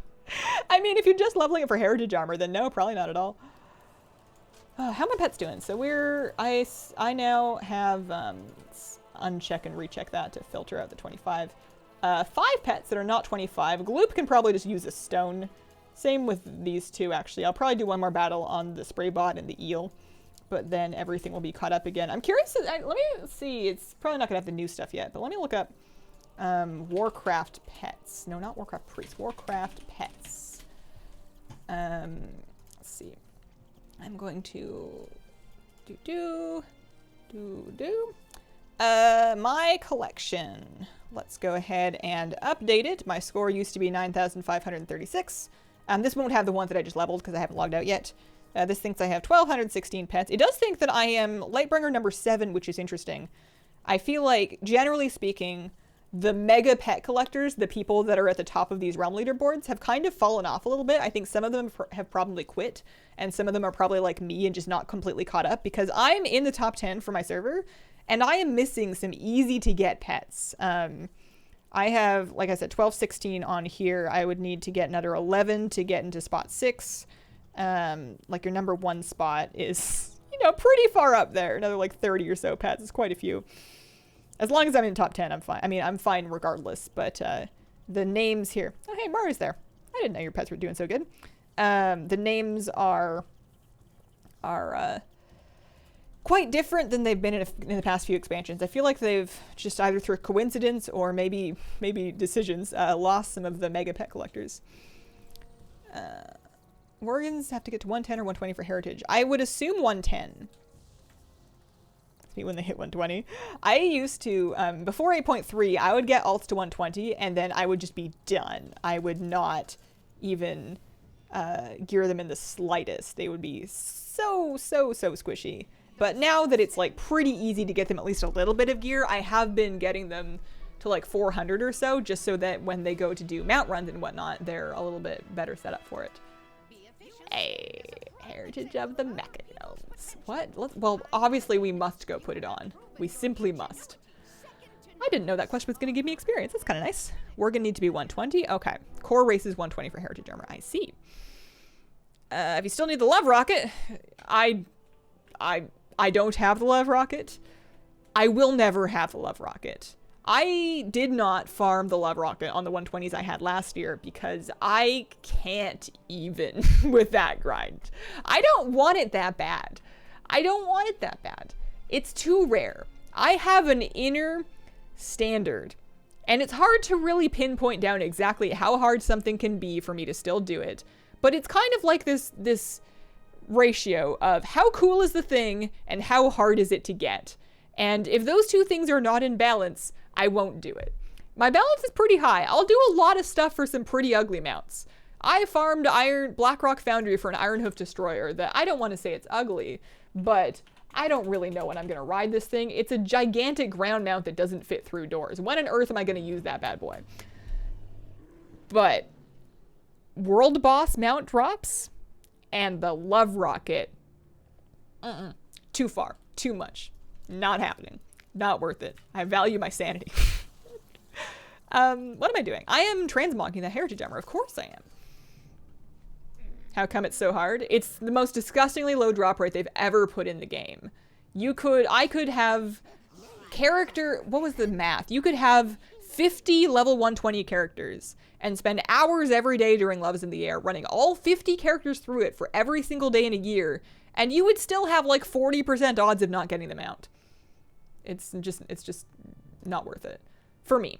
Doesn't mean it doesn't ever happen. It just means it's incredibly rare. What's a good bow that goes with it? That's not too bad, actually. So the thing is, that helmet, really, ooh,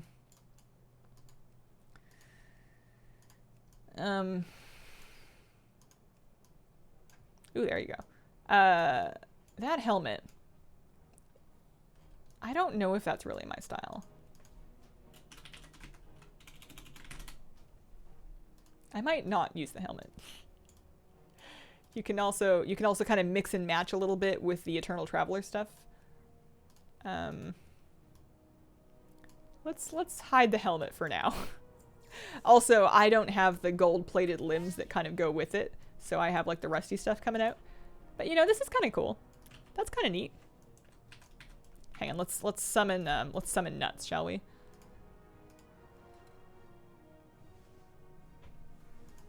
Where is it? Nuts. Yeah. Let me grab another pet. Let's grab a mechanical pet that matches. Mechanical, so something that's got like gray and gold.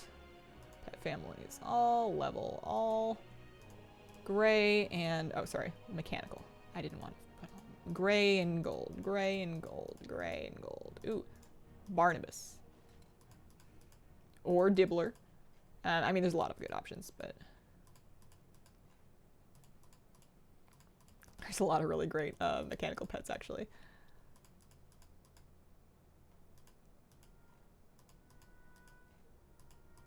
I can't stop. Ooh.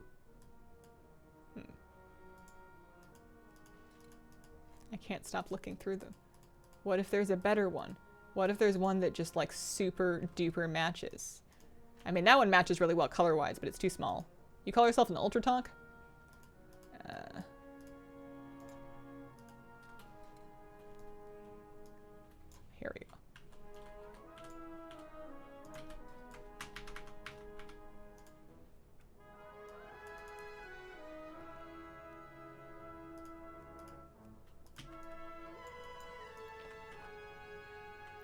There we go. Now we're living our life.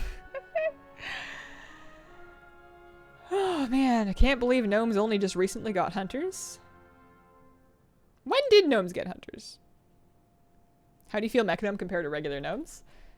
Their racials are definitely different. I don't know that their racials are necessarily better. It depends on what you're doing. Their defensive racial, the feign death one, or not feign death, cheat death racial is like really good.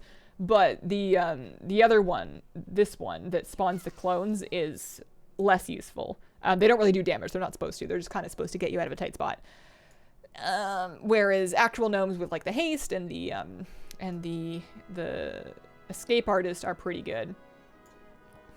We can ride the mecha cycle, model W. That'll match. There you go. Now we're talking. Now we're getting somewhere. I can change my arm and leg color. I could go do that at a barber shop. I don't know where they learned how to paint, but they can do it. Kata was when Belfs became manly enough to become warriors. The zap gun goes better. I don't know. I think that bow matches pretty good. Like, look at the colors on that. I think that's a pretty close match. I guess it has a little bit of wood on it, and it's not a gun. Do I have the zap gun? Let's see. Just to stand. She gets to stand. Guns. Zap. I do not have anything called a zap gun. I have very minimal gun mog. I only have 4 pages of guns. There's a few different ones, but I only have 4 pages. I never really went full collecting guns because the noise, I think, bothered me too much. Yeah, and I definitely haven't really been doing current content on a hunter, so there's going to be a lot of new mods that I don't have. New mogs that I don't have. No guns, crossbows, few bows. Do you have the mecha spider pets? Those would look great with a gnome. Not that the chicken isn't lovely. You don't like the squirrel? I don't have the spider pet. I figured I should probably chill on mechanical pets when they all do exactly the same thing. I have the squirrel, I have the chicken, and then I also have the basic one that they start you with, which is the dog. I have Cogsworth here. Could never forget him. It would be cool if the heritage armor was like the Magcar one, where there's multiple recolors.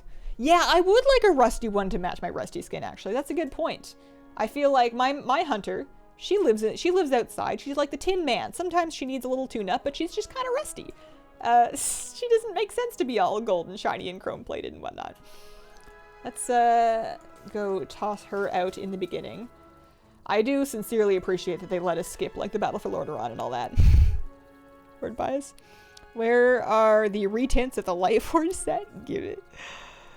So which heritage armor do I... Well, which allied race heritage armor? If I'm going to count real heritage armor, then I have to start leveling like a Worgen, and I don't know about all that.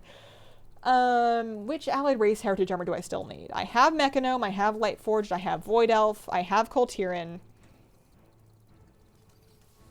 I have Dark Iron Dwarf. How many are there? For Horde side, I do need to finish Zandalari. And then, of course, Volpera and... For Horde side, I really only have the, I have Nightborn done, and then I may have done Magcar too. But I don't have Volpera done. So mostly just Horde ones that I'm missing. Zandalari Troll, done with Alliance? Okay. Yeah, so I'll chuck her into Borealis, but then I will give you guys a tour of the characters I'm still leveling. Yeah, Nightborn's done. Blood Elf is really nice too. I don't know if I really see myself doing, I guess maybe, do I really want all, if I can level up Blood Elf. I'm not really a Horde player. I'm mostly an Alliance player. I don't mind leveling the allied races just because, I don't know, it's kind of a fun project. And plus it's nice to have a couple characters on Horde so that I can, you know what, never mind. Character tour now.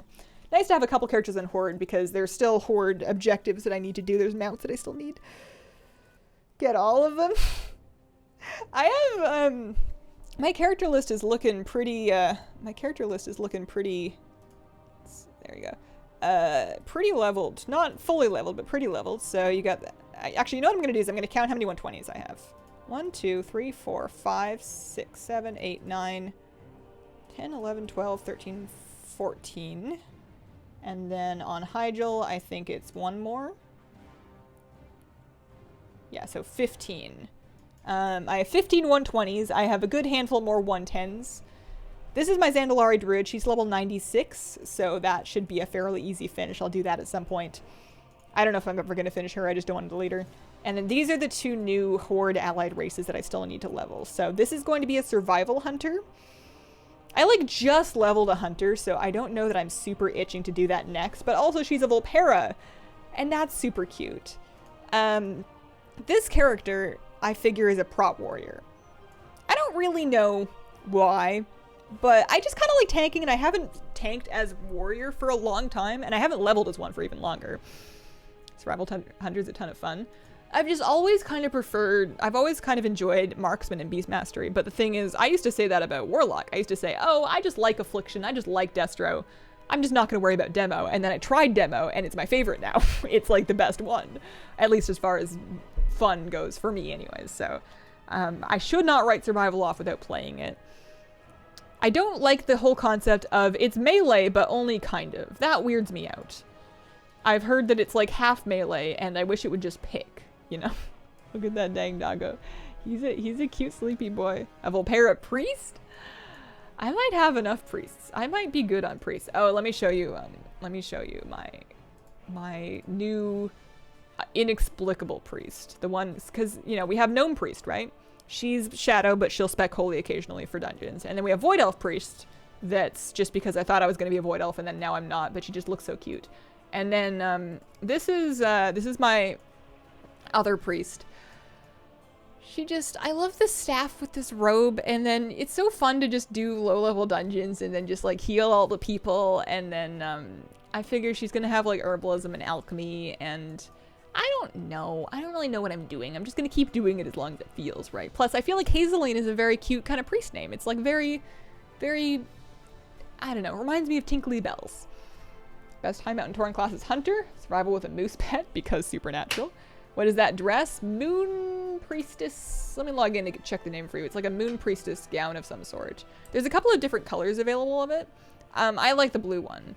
Pretty dress. It just looks so nice on humans in particular. I feel like you can wear it on elves. You can wear it on elves. It also looks great on night elves and void elves and blood elves and all that. I mean, you can wear it on anybody, don't get me wrong. But there's just something about the way that it sits on a human priest is just so flattering.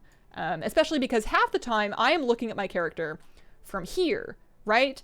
It looks great from here, but I'm never looking at her from the front. If I'm questing and running through dungeons, I'm running through the back. And the back of this dress is so pretty with like the way it kind of clasps and overlays right there, and then you have like an open upper back. Means that while I'm watching her do all of this, she looks very elegant from this side as well, which is more important to me because that's what I get to look at. So that is the Robes of the Exalted. Robes of the Exalted is the official name of that piece, and I've paired it with the Rod of the Sleepwalker. I know the Rod of the Sleepwalker is from Black Fathom Deeps. Maybe she's born with it. Maybe it's Hazelene. I didn't even think of that. Looks good in Pandaren too. Feathermoon character is my main server. I used to play on Feathermoon. If you level an allied race Death Knight, if it unlocks heritage armor, I've heard that it does. How much curvature that robe gives to the human frame. She just looks very nice. She wears it very nicely. It's a nice dress. I've seen a lot of really great cosplays of that dress too. It's just very pretty. I feel like at least one person, maybe more, have gotten married in real life in cosplays of this dress. It is available in other colors. If I look at the if we pop open, there's just such nice cloth mog out there. Let's see, robes. So you can have it. I don't know if I have all of them. You can have it in gold. Those are the elegant robes. Is there another one, or is that it? Is there another one? I know about the gold one and the blue one. Also classic, of course, you've got your Encourage Leia robes. Often on Horde characters, I will wear these style of robes. You've got that one in a couple different colors. I also enjoy these ones. Those are very nice. I like really simple basic stuff that kind of looks like actual clothes. Sometimes, you know, you get into like later expansions and it's just kind of a lot of like, what's going on, you know? Not all of them feel like, what's happening here? What are you wearing? Why is it the way that it is? Whereas something, oh, there it is. There's the light blue one. So there's the light blue, there's the gold, and then there's the teal. I'm wearing the teal, but this is also a very nice blue. This is arguably a better priest color. I just really like the teal. Yeah, so that's Mooncloth robe. You're right. That one's crafted, yes? I was at one of said cosplays. It's a gorgeous dress. Basic armor pieces. Not a fan of the fiery lightning ones. They're all nice. They're all nice. These robes, little sad in their textures these days, but I used to wear the red one on like any warlock I would ever make. Undead warlocks start with that robe, but I would go get the fireworm robe from Ragefire Chasm just to wear it on other races. My Void Elf Lock was wearing this thing for a while. That seems like kind of a nice, like, sort of cultist outcast robe. And then my Bank Alts favor the ones with the really deep V's. You've got Buccaneers robes that do that. Oh, there's one of that one is an expensive robe. This one was an expensive transmog. It's got like a spider motif on it with like the lace sleeves. I think I had that drop for me and I tried to sell it and nobody bought it, so I just learned it. I think you can get that in other colors too, but I only have it in green. Yeah, there's the fireworm robes. Super classic look. There's one actually really nice one that you can get from questing in